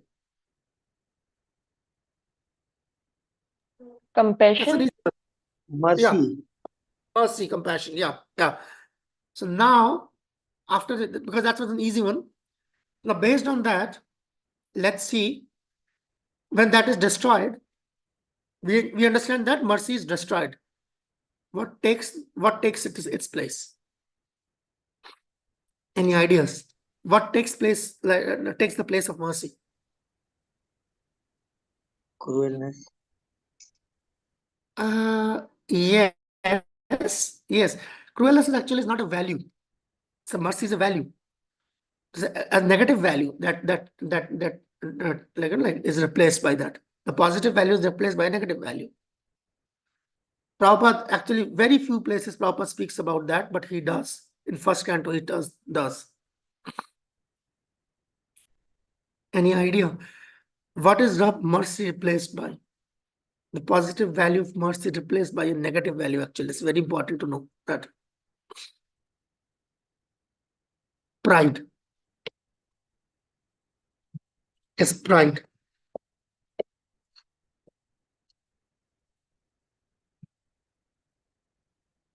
I wrote it there, okay? In the chat. Pride is the negative value which replaces the positive value of mercy. Why? The pride is, I don't care. Pride makes you careless. You cannot care less for anything. You see? That's because of pride. So it's not like that mercy is destroyed. If mercy is destroyed, so what? Like it's 0-0. No, it's not 0-0. It's negative balance. So therefore, it's just important to know this thing. So in Prabhupada's writing, actually, is the lack of mercy is symptomatic of pride. So anyway, and then the other way around. So when you see what is the way out. So Prabhupada is writing that conditioned souls may gradually escape the shackles of material experiences by following Shastra, even if they have material desires. Sorry, it is Vishnu Chakravarti who is writing. That is the point.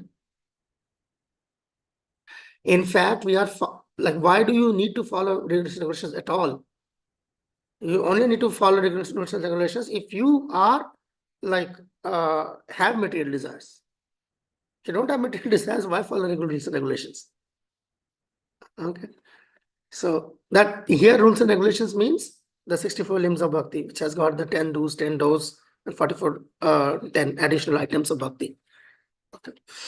So that will bring us to another very juicy understanding. Let's have that discussion here.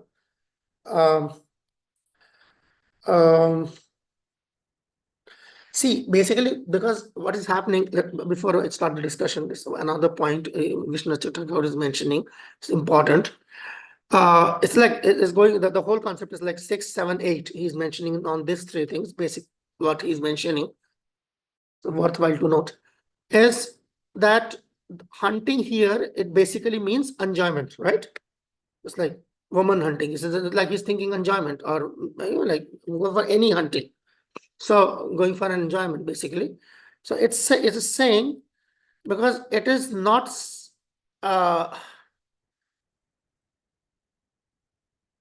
it is not allowed just because one is passionate. The idea is to restrict it. So therefore, now let's see. Okay, let's see. So the hunting or the material enjoyment is allowed to the jiva as much as necessary. I'm pretty sure you must have heard this before, right? Material enjoyment should be allowed or needs to be there only as much as necessary. What is the benchmark to measure necessity? Is necessity subjective or objective? Like, that means, is it like the same for everybody, or it varies from person to person? It will vary That from starts person to with person. Okay, fine. Once that this is decided, that it varies from person to person, so then it becomes even more challenging in a sense that now everybody has to decide for himself, right? So how do you decide then? Theory is there that it is varies from person to person, but now it comes to the person. So now, how do we decide how much material enjoyment is required for me? Nobody else is going to do that for you. You will have to do it for yourself. Because whatever the guru will do, that the same thing Shastra is doing, and the same thing the sadhu is doing. But the fact of the matter is, all three of them don't have to practice, you have to practice. So it comes down to you. How do you do it? We can discuss with our superior also, Prabhuji, in some case. I said that, na. I already addressed that. You will be either you are going to your guru, you're going to the sadhu, or you are consulting the shastra, all three of them, a combination of them. But then it boils down to you who are going to do it. So how will you decide what is your quota? Yeah, Priya Satyabhama ji.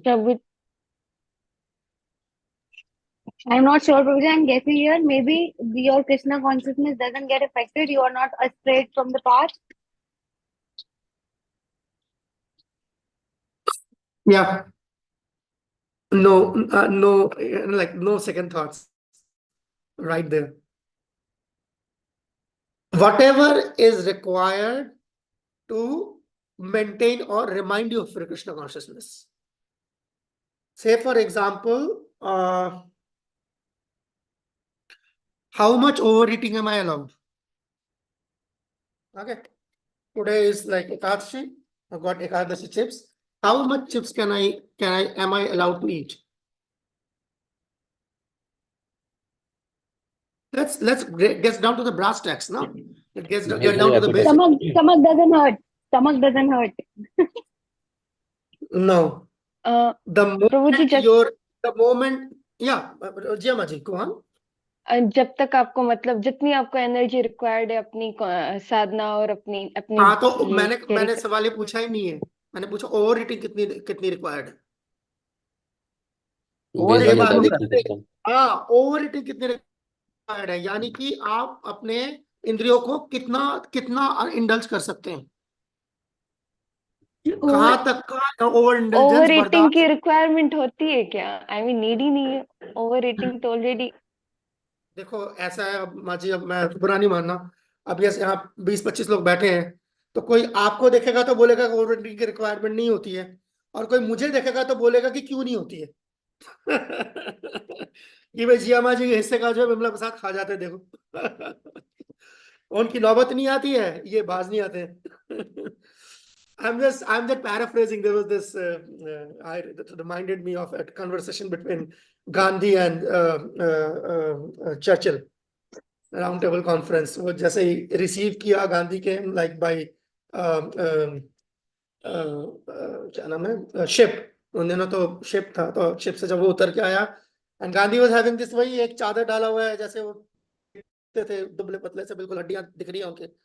So Churchill saw him, and like the first comment he was like while shaking hands, he said that if somebody sees you, they will think that there is a famine in India. And then Gandhi replied, and yes, because Churchill वो 10 आदमी जैसा मोटा आदमी था, and he said, yes, if they see you, they will know the cause of it. So it's like that. So anyway, so the idea is sense gratification कहाँ तक आप कर सकते हैं. सेंस ग्रेटिफिकेशन सिर्फ वहां तक करेंगे जैसे ही आपको याद आ गया कि सेंस ग्रेटिफिकेशन रोक दीजिए। खाने के लिए नहीं बोला, तभी मैंने बोला, मैंने ईटिंग नहीं पूछा था, ओवर ईटिंग पूछा था। ठीक है ना, क्योंकि जब तक आपकी ईटिंग चल रही है, you don't have to worry about it, क्योंकि that karma will be taken care of.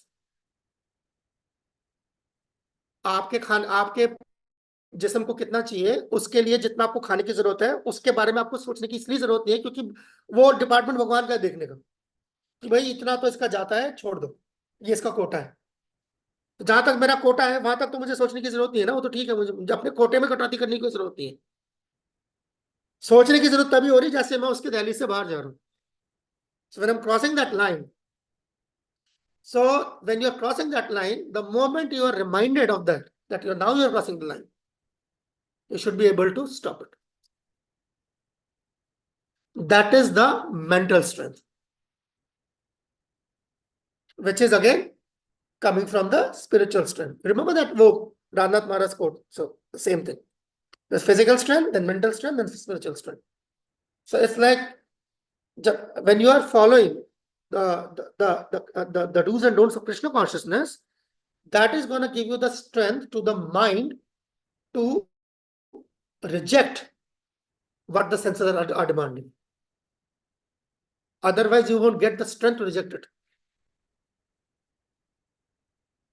So the spiritual training will ensure that it will give you that warning according to your, again, advancement. A person is not at all advanced, he won't get any warning. And as Priya Satyabhama said, when the stomach starts to ache, that is called pain compliance. You see, it's called pain compliance. So you get pain, the pain teaches you many things. So there is nothing spiritual about it. That's just the material nature works like that. It's pain compliance. The body is equipped like that. It is like made so, like as soon as you like exceed your limit, it will have a reaction. But beyond that, the second stage is that when the body or the soul is reminded by Krishna. But despite being reminded, the soul is not able to execute that on that reminder because he doesn't have sufficient spiritual strength. So when he has sufficient spiritual strength, then he does, by that spiritual strength, he can command the mind. He also commands the mind without the spiritual strength. The mind doesn't care. And therefore the senses doesn't care. Okay. So, but when to the degree I'm getting spiritual strength step by step, so to that degree, I can like exert some influence on the mind. You have to stop it. So sometimes the mind stops, sometimes it doesn't stop. That means the spiritual strength is still not there. Like more is required. But then you come to a stage where you say mind no means no, and no, yes, no. So then spiritual strength gets even more. So then you like, okay, you know, like this is it. There won't be any overeating. That's quite an advanced stage. The atyahara prayasasya prajalpa niyamagraha. These are like what? That's quite an advanced stage. When you don't do all these 6 things, it's quite an advanced stage. And that is not, let me tell you, that is not a Kanishta Adhikari. That is like a Madhyam. He knows, like he won't cross that line. He can stop himself. So it's like that. And then you transcend that to Uttam, Ati Uttam, Paramansa. Then it is like the spiritual strength is nourishing not just the mind, but now the body also. Nidra, Ahar, Vihar, Kadi, Vijitau, Chatyant, Dinau, Chayau. Shad Goswami Ashtagam. Then comes that stage. That's very high stage of Uttam. Then when the bodily demands are met by the spirit. Not that you are fasting or you are like, purposefully always torturing all the senses. No, no, no. They are being supplied the nourishment by the spirit soul. If they are not supplied by the spirit soul, and if you try to do that, play that trick with your senses all the time, they will gather together and they will give you such a thrashing you will remember. And what is that thrashing? You get you do an Ekadashi Nirjala and you see the next day. You see, or you start meditating on on Ekadashi from Dwadashi from Dashami, and on Ekadashi you end up eating more than you do on normal days. Far more. So the only solution is actually to allow the spiritual strength to grow. So in the meantime, while you are not there, there will be overeating. But then that is the practice. Whenever Krishna gives you that signal, hey, any of the 6 things is like crossing the line, stop it. Then you stop. And then you try to stop. Sometimes you will be successful, sometimes you won't be successful. And gradually, you will become more successful. Because the spiritual strength is encouraging, not because of your practice to tame the mind. No, no, no. That is another stupidity. By practicing, I become expert at taming the mind. No, that is ascending process of yoga. That is not what we are practicing. We are practicing the descending process of bhakti yoga. The mercy descends because I am practicing Krishna consciousness. So therefore, the spiritual strength is increasing, or on the strength of the spiritual strength, I am controlling. You see? Just like we teach, is like Amarendra Prabhu is here. We all we start many times, like for new people, we do what is that? Art of mind control. You see, all of us are familiar with that topic, right? Art of mind control. Yeah, that's a sham. That's a sham. Our process is not to control the mind, but offer the mind to Krishna. Manasa deha ge jogi chumor arpila tu apade. Manmana mama bhakta madhyaji mama. Not to control, but to offer. But in order to offer something, you must control it. Only to the point that it can be offered. That's all. Not for the sake of controlling. You see, it's just like when a fielder in cricket, he catches the ball. He doesn't catches the ball or he picks up the ball. He doesn't pick up the ball to keep it with himself, but immediately return it to the bowler. You see? So only till that time I need to sort of immediately return back to the original equipment manufacturer, Krishna. That's how it is. Anyway, let's go ahead now. The same thing we are going to do is come to purport number 8. That's required. Some discussion is required here. Is again one of those quite popular of those purports. I mean, we know this purport. Even we haven't read this here, but we have encountered this purport many times. Wait, I'm like opening it up for you. Is this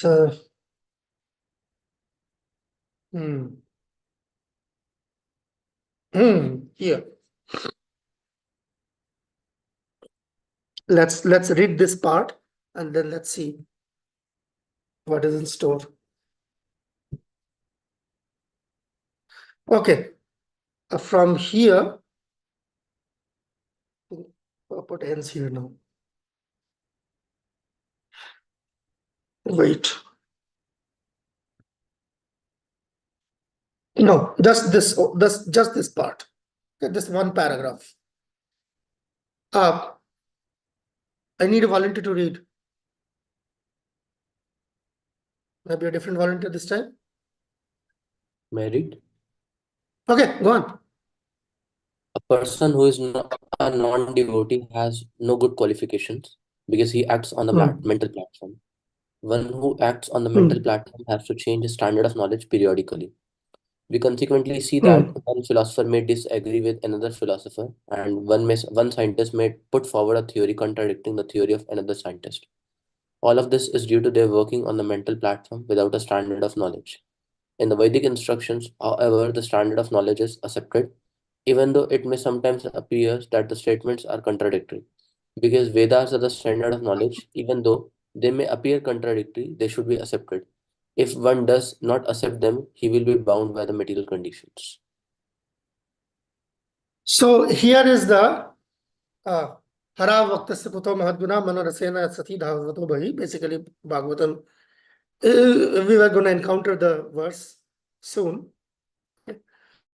So, but this is what he is, Prabhupada is writing.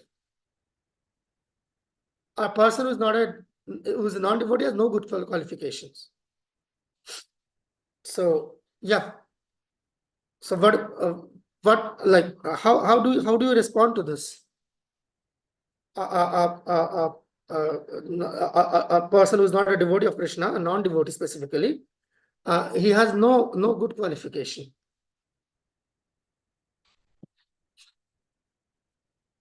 How do you find this statement?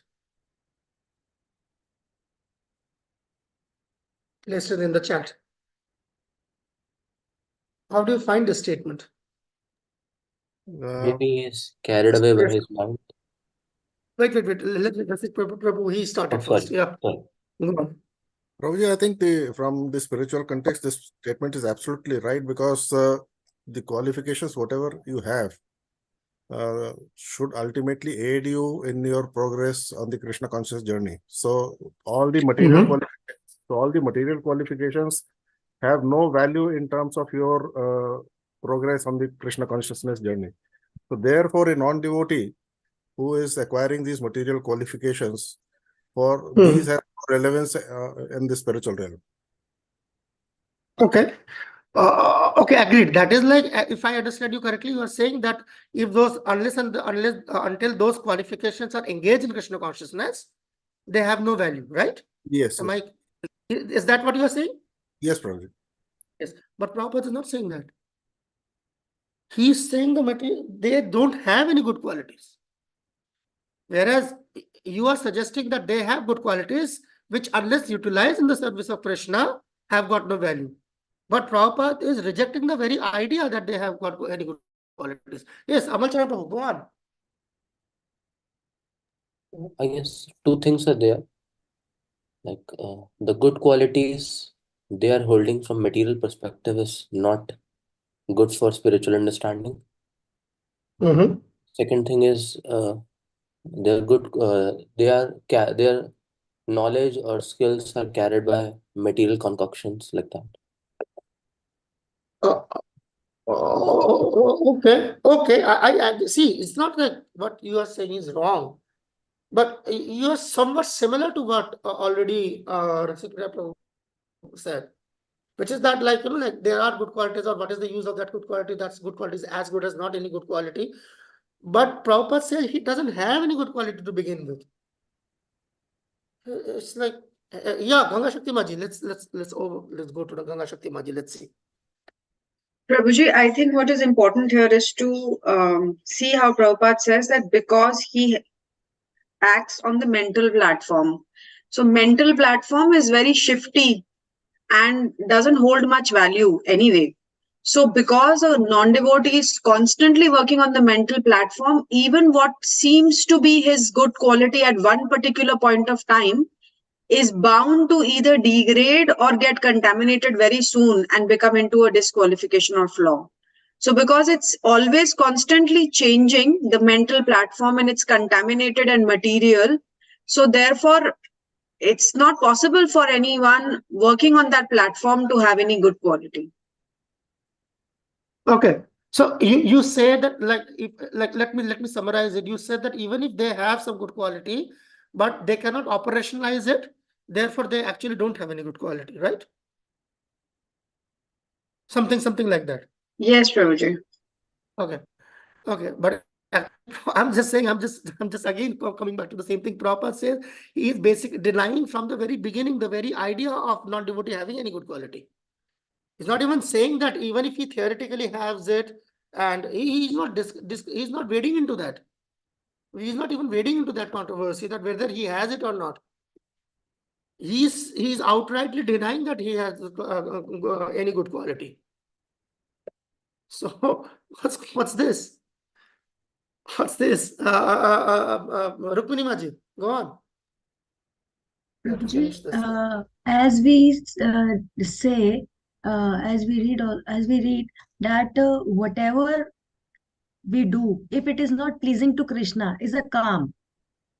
It comes in the category of calm. So any any qualification, even good, we are saying it's good, but it will entangle us in the material world only. So Prabhupada, I'm just thinking, so Prabhupada is saying that if that quality is entangling us in material world and not taking us to the spiritual world, so the good quality is considering as the bad quality. Now come to the point of the first point of Rasik Priya Prabhuji. So he said that if that quality is engaged in the service of Krishna, then it is a good quality. Yeah, that is there. But actually, okay, that is understood, that part. But you are basically saying what Rasik Prabhu is saying. That is understood.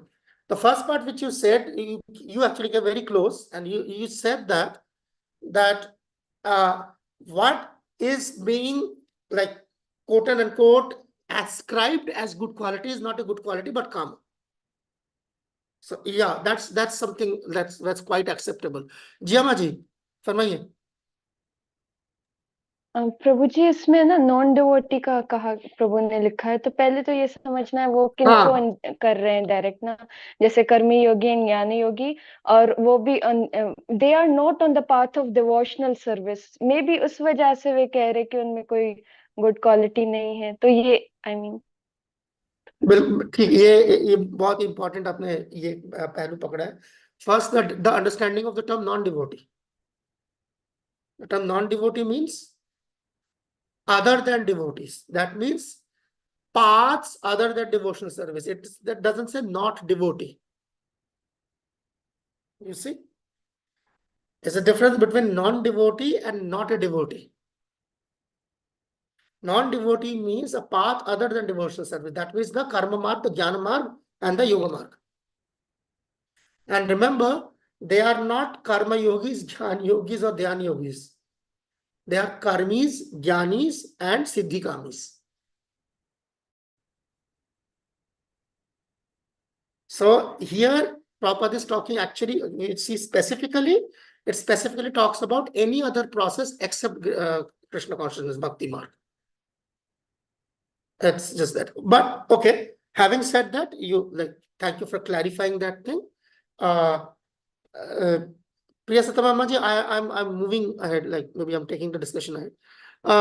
No problem. The idea, okay, the idea is, yeah, 4 defects, that is there. I'm not talking about that. The idea is the non-devotee, that means all these 3 categories, they don't possess any devotional quality, any quality. Now let's see how, and we'll get there. It's easy to when you have the whiteboard, but anyway, you can still do the same thing here. Wait, even without using the whiteboard, I'm doing that because I can use like Control Z in this case. Okay, so let's see. It's like you have a good devotee, right? And say, I have a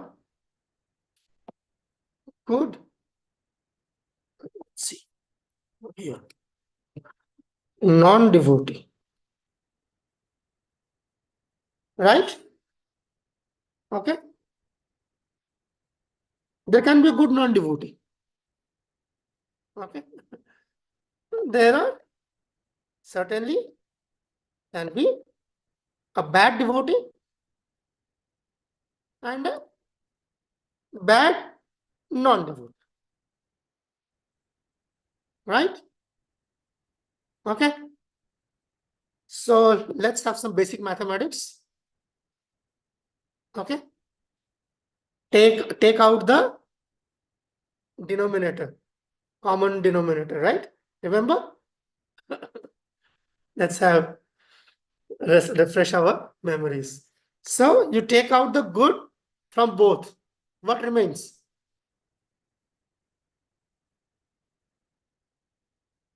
What do you have? And the good is taken out from both of them. What do we have here? Devotee plus non-devotee. Devotee, non-devotee. Okay? The devotee is a devotee and the non-devotee is a non-devotee. Right?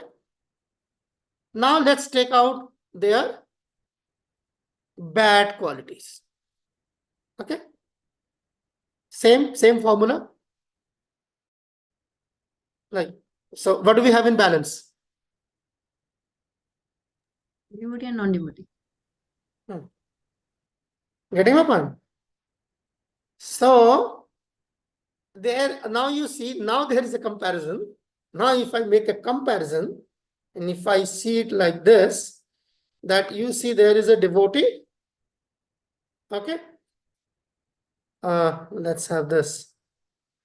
Let's say you have a devotee and here you have a non-devotee. Getting my point? So either it is a good or it is a bad. The devotee is a devotee and what? Non-devotee is a non-devotee. So it means what? Now let's remove this. Okay, let's remove this.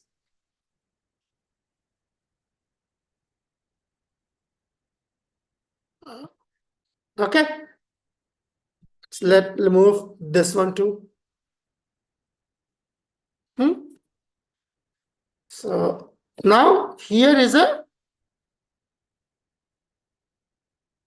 bad devotee, right? And here is a good non-devotee. So what's going on here? So what's happening here? What do you have here?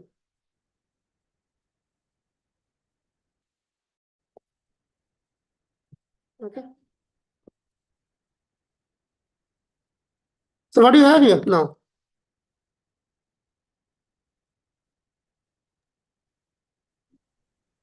Bad What do we devotee. have here? Bad Bad devotee. devotee, good non-devotee. Bad Devotee, devotee. Oh. And good non-devotee. Getting my point? No matter how good you are still a non-devotee. And no matter bad how he is a bad Devotee. So it is not what comes before, but what comes after. Getting my point? So a bad devotee is still a devotee, and a good non-devotee is still a Non-devotee. non-devotee in the eyes of Krishna, not in my eyes. Again, when we are discussing this, we are discussing it from the standpoint of Krishna, not from the standpoint of the sadhaka. Okay. First is this. Therefore, now you see the verse. What did he say? Where is that? Sorry.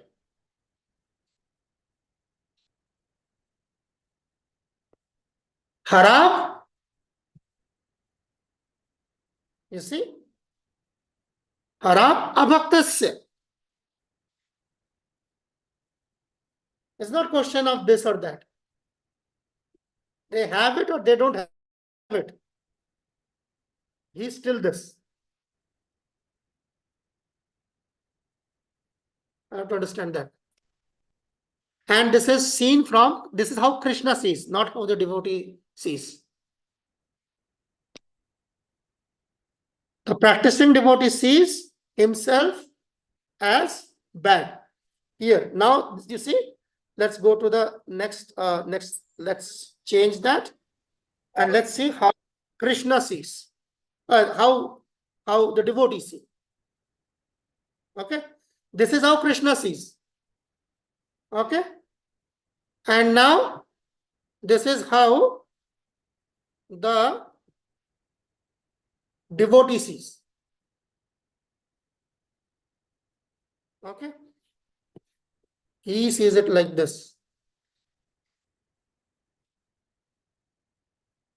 The practitioner sees like this.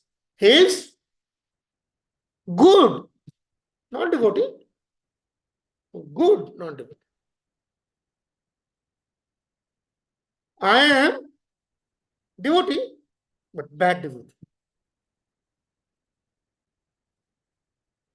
For practice, for our own practice. Not that I'm indeed a bad devotee and I intend to keep it that way. Okay, it's not like that, that I am a bad devotee and I intend to keep it that way. Okay, I don't intend to change it. But this is for practice, only for practice. And now, when you talk about good and bad, the quality is coming as a result of devotional service. Is the quality that is going to stay with me. Bhakti is permanent. Hence, whatever comes out of bhakti as a result of bhakti also has permanence. And since material world is impermanent, whatever quality can be generated within the material world will be impermanent. Because it is not coming due to devotion, but something other than devotion. Therefore, it will take me to something other than devotion. Now somebody, a materialist, has got good quality and he engages the quality in Krishna consciousness. That is part of sadhana. That is not that bad quality became good quality. That good quality becomes spiritual quality. No, the spiritual quality will be bestowed by Krishna. Truthful non-devotee and the quality of truthfulness coming as a result of Krishna consciousness are absolutely two different animals. There is nothing alike except the name. The truthfulness of a non-devotee is coming from the three material qualities. Therefore, that can only produce something which will take you to the three modes. The truthfulness, the satyam, the truthfulness coming as a result of practicing the devotee is bestowed by Krishna. Therefore, that quality will take you to Krishna.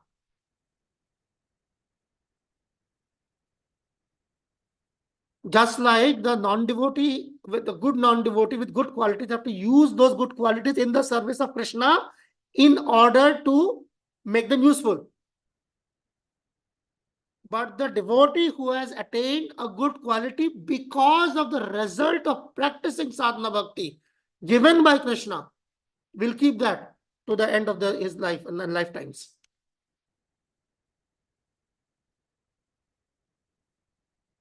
The quality produced, say for example, okay, let's see. Okay, let's have a more practical example. I'm executing deity worship. Okay, as a result of deity worship, I am becoming externally and internally clean, purified. Sabhaya abhyantara suchi. Okay, So that quality of Suchi, that is part of the 26 quality of the devotee. That means it is part of the Swarup now. The Swarup, that they will not all of a sudden generate all the 26 qualities in one day at one go. Just like the Swarup develops, similarly the qualities of the Swarup develops because the Swarup is developing. The good quality, 26 qualities are the concomitant factor of devotional service. Because I'm engaging in the limb of Archana, it is giving rise to cleanliness. Saucham. Suchi. One of the 26 qualities of the devotee. Therefore, say for example, I am hearing Krishna. As a result of practicing hearing Krishna Katha, rapt attention, I develop the quality of mauna. Okay, to be silent. When I'm listening to Krishna, that's what I'm doing. And because of that, the mauna is coming. Otherwise, like three modes of material nature, you cannot stay mauna because the mind will, the head will keep talking. You may seal your lips, but the head will keep talking. But because now that quality of mauna is coming as a result, concomitant secondary factor of hearing, rapt attention. That is one of the qualities of the Swarupa that is being developed. Whereas a non-devotee, he is very clean, but all he can do is only use that habit in Krishna consciousness. Getting my point? That he's being clean, which is part of his samskara from previous life, doesn't change into spiritual quality. It is used in the service of Krishna, and as a result of that, then Krishna in his own sweet time, whenever he gives him his version of cleanliness, then he is via Abhyantara Suchi. It is that much different. And that's why I see many times devotees, they get very much like confused. प्रभु बाहर, इससे तो बाहर के लोग अच्छे हैं, कम से कम ऐसे तो होते हैं, ये डिवोटीज हैं, ये कैसे हैं? Yeah, that's correct. You don't shut our eyes to the obvious. But at the same time, we also understand how to call a spade a spade.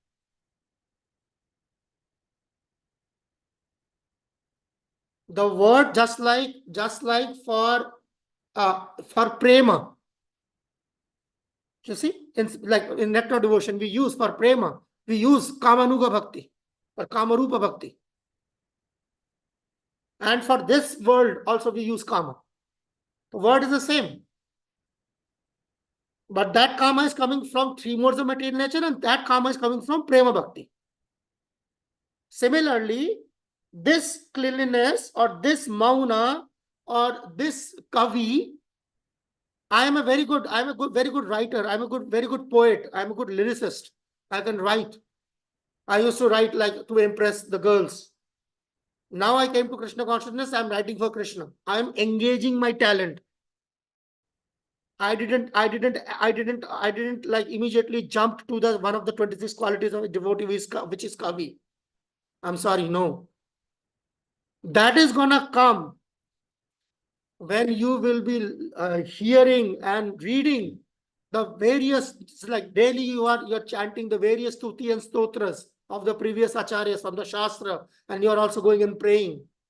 As a result of that, one of the quality Krishna may give you, okay, you become a kavi. Getting my point? That kavi has got nothing to do with the poems of Shakespeare or Rabindranath Tagore. It's like nothing alike. Okay. That's why I felt that's required. So then I spent some time over this. Let's move ahead. and where were we? Yeah, so like verse number 8, right? Okay, fine. Let's move ahead. Let's see what is there. Yeah, that was 8. And then I said, like, it's already you read in that chapter summary that Narad Muni is already like hinting him that, you know, like this killing, this violence, it's intolerable for persons like Narad Muni who has compassion. So it's actually Vishwanath Thakur is writing, therefore you are being informed. So Narad Muni is informing, okay, this is what you are doing is intolerable for us. So anyway, and then when after that, when the jiva becomes tired, that means after the jiva becomes, because it's a bhog tyag, na? When you are like enough of bhoga, then you stop the woman hunting or man hunting or whatever hunting is there. Okay, all kinds of hunting, and you stop.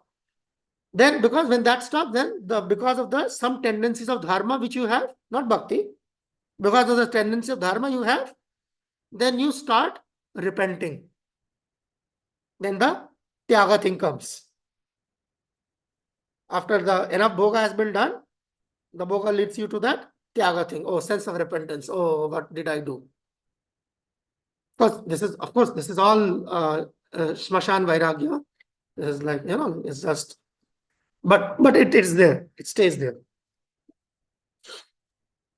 So now let's see what happens ahead of this between 11 and 26. All right, let's go there. Okay, a volunteer who would read verse number 11 to 26 chapter summary, please go on. The petite king returned to the palace,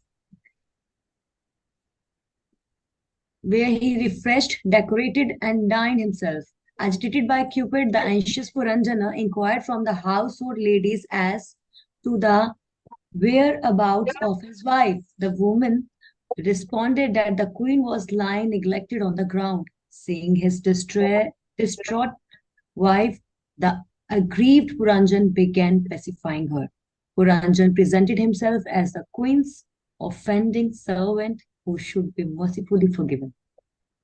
Okay, so now it's going there, and we will we will finish today with this. Let's see what is there. So okay, yeah. So you can see that even in verse number 13, Prabhupada is talking about like when neophyte in Krishna consciousness eats too much, he falls down. You see? And we discussed that main thing basically. So the neophyte must like fall down every day till he starts he progresses to a stage where he sometimes falls and sometimes doesn't, and then that keeps increasing to the time then he doesn't fall down. So that's like he has progressed. So then that's basically how he progresses. Okay, so anyway, okay, wait.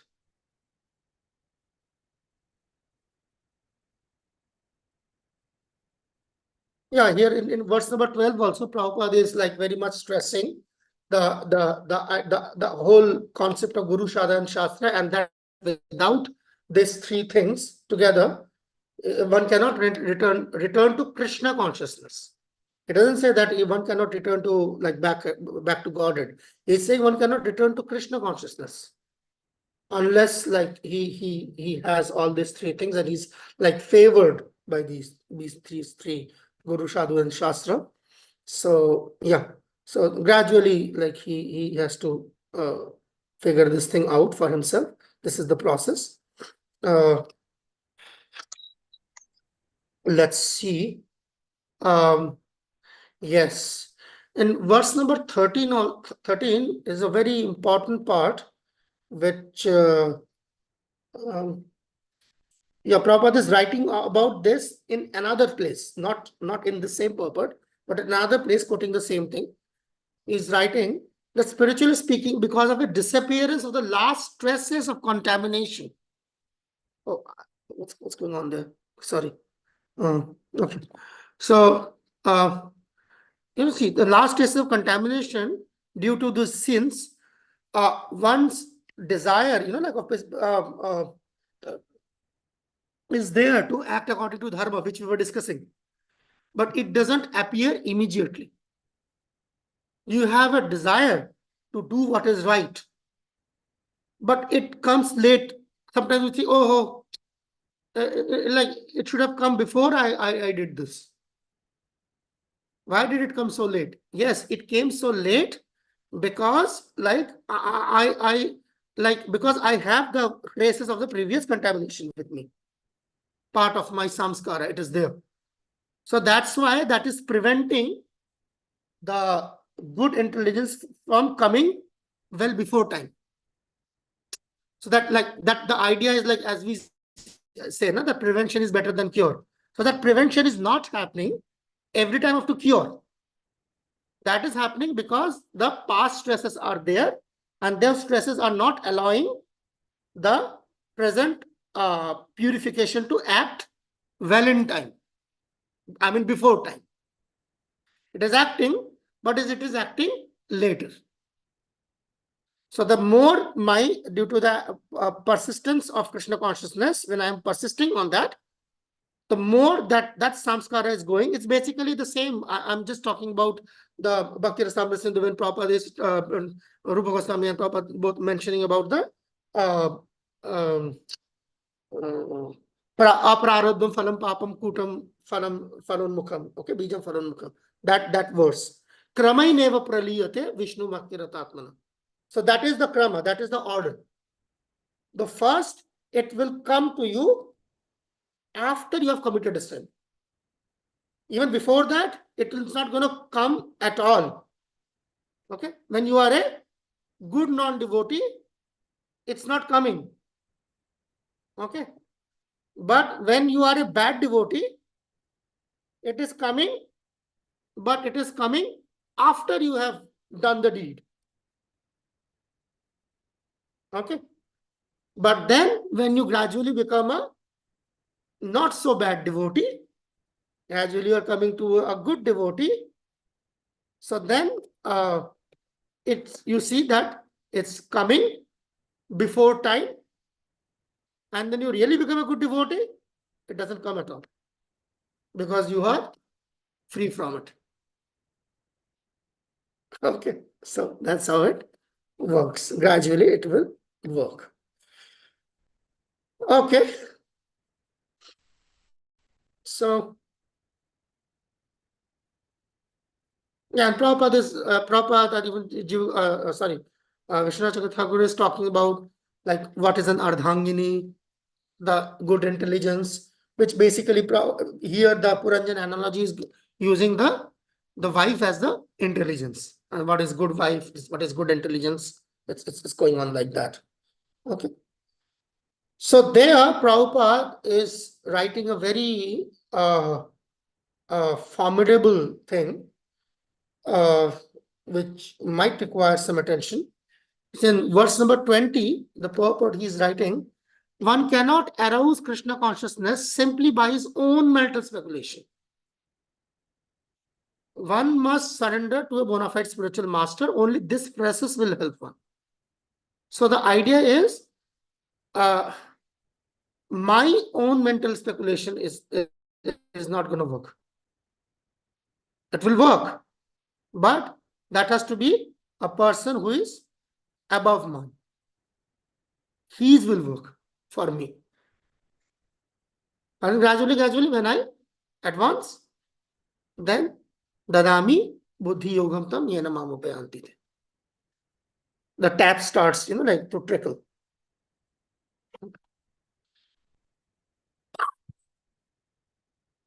Okay. And then Prabhupada is also talking about, and this is very, very interesting. I find it very interesting. Verse number 22. The Prabhupada is talking about foolish anger. Anger is foolish. But there is another aspect of anger, which is a healthy anger. And there Prabhupada is giving that example, the analogy he's using. That when a master chastises a servant, the servant should accept this as great mercy. Why it is mercy? You see, it's not some like a social convention. Because one who becomes angry must be very foolish not to know that, like, such is the duty of his friend. Because see, if my spiritual master is becoming angry on me, is angry with me, and I'm obviously talking about a spiritual master, of bona fide spiritual master of some real stature in spiritual life. So he's getting angry at me. So if I'm thinking that why is he getting angry at me? So the idea is, oh, that means I'm thinking that he doesn't know that anger is not a good thing. You see?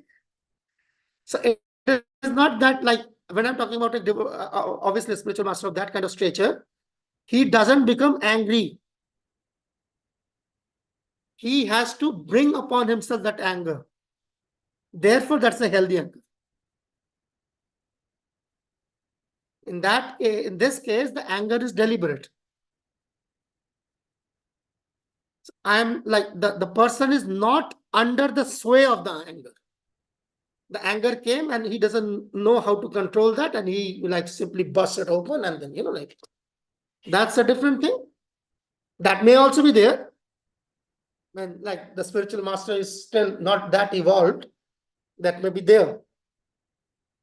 But when he's more evolved, so he bring upon that anger specifically for that devotee to correct him, and that devotee understands that he knows that this anger is not good, but he is bringing it up with that risk to his own spiritual life. He is bringing it up. Therefore, he is therefore he is grateful. That I am willfully, somebody is doing something which may be harmful for him, but he is doing that so that he is extending himself, taking that risk. Okay. So that is this is the higher parlance of anger. Okay. The lower parlance, generally what we see, every day we see, like devotees not so evolved, even like they may be in a senior position to us. That's a different thing. But like really advancing, that's a different. Okay. Anyway, so let's see, what do we have here? Oh yes, this is a very interesting last point. I will just address this, or maybe I should show you the purport there, and we will finish with this. Something which is I personally feel is important for us to know. Yeah, here. This is the chapter has got 26 verses, and I'm bringing the 25th verse. We will finish with this because this is something interesting. You see, this is Puranjan is talking to his wife, the intelligence. Okay.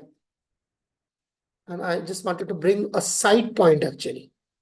It's a side point. It's not a main point of this discussion. I'm going aside. You see what's written here? My dear wife, until this day, I have never seen your face without tilak decoration. You find anything unusual in this?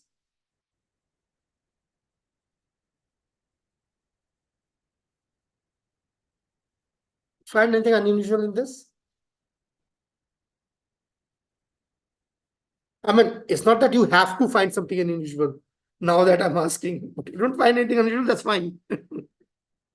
Tilaka decorations. Okay, decorations. What about decorations?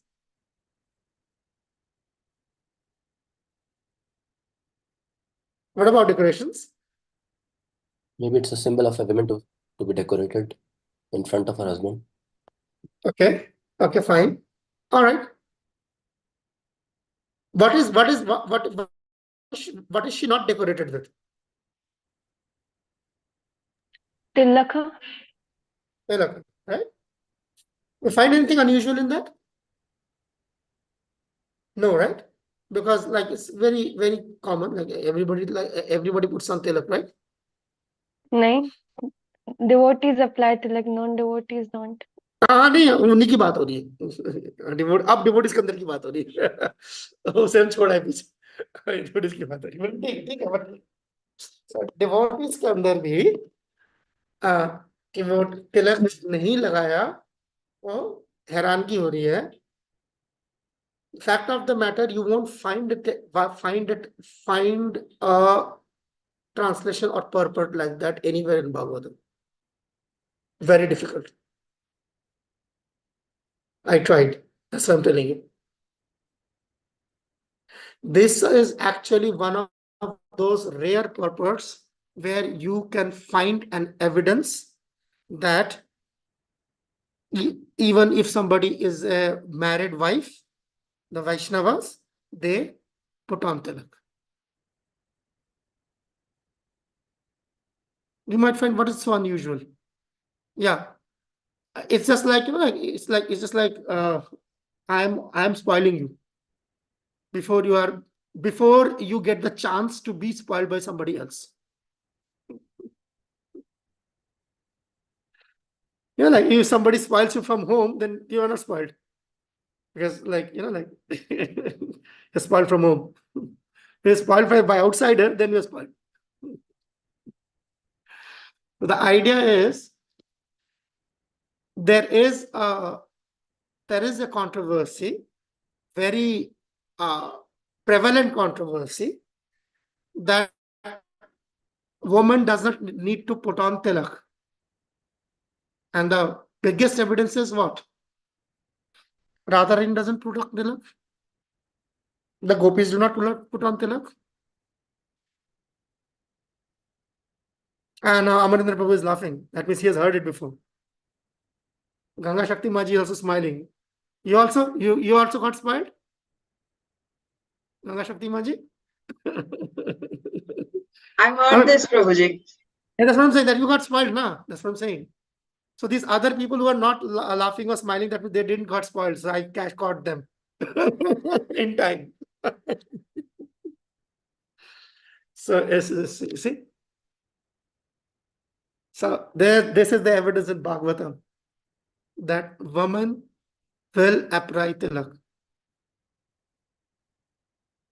Because a sadhaka will apply tilak, because tilak is the mark given by the guru as part of his diksha.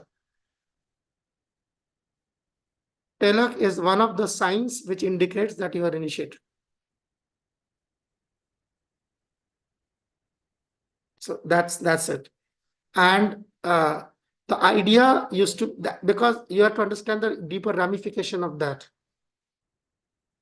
This tilak worn by the woman is their license for freedom to pursue their Krishna consciousness regardless of their husband. Now understand the deeper ramification.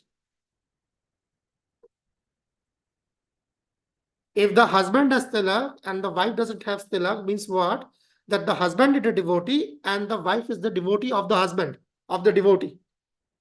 Therefore, the wife is protected. That was the classical case when the husband was first a disciple of his guru. Because he is a disciple of his guru, therefore the mark of Vishnu, is the sign of discipleship, is on his head. And therefore the wife doesn't need, she only needs to be the disciple of her husband. And that's why she has the vermilion. So vermilion used to be the tilak of the devoted, dedicated wife of the surrendered husband. Not that the husband is a good for nothing nuisance and the wife is a devotee of the husband. Then what? Then he is a devotee of the non-devotee. Or maybe worse. The husband also goes to hell and the wife also goes to hell. Because that's what you're teaching, now. That the wife will attain the same destination as the husband, and the husband is predestined to go to hell now. Where will the wife go? Getting my point? The Stri Dharma is not going to save. So therefore, that is the ramification of that verse of Bhagavad Gita. Striya Vaishya Shudras Tatha Tepi Jantim Param Gati. 932. So that is the for Kali Yuga. That's why Bhakti Siddhanta Saraswati Thakur started giving explicit initiations to all women, which was continued by Prabhupada. So it may sound very innocent to you, that purport. Oh, tilak not decorated on face. You won't find it. Like now, you take your time and you Google it and see how many tilak translations you can find. Not proper translations, direct words from Bhagavatam. You won't find it.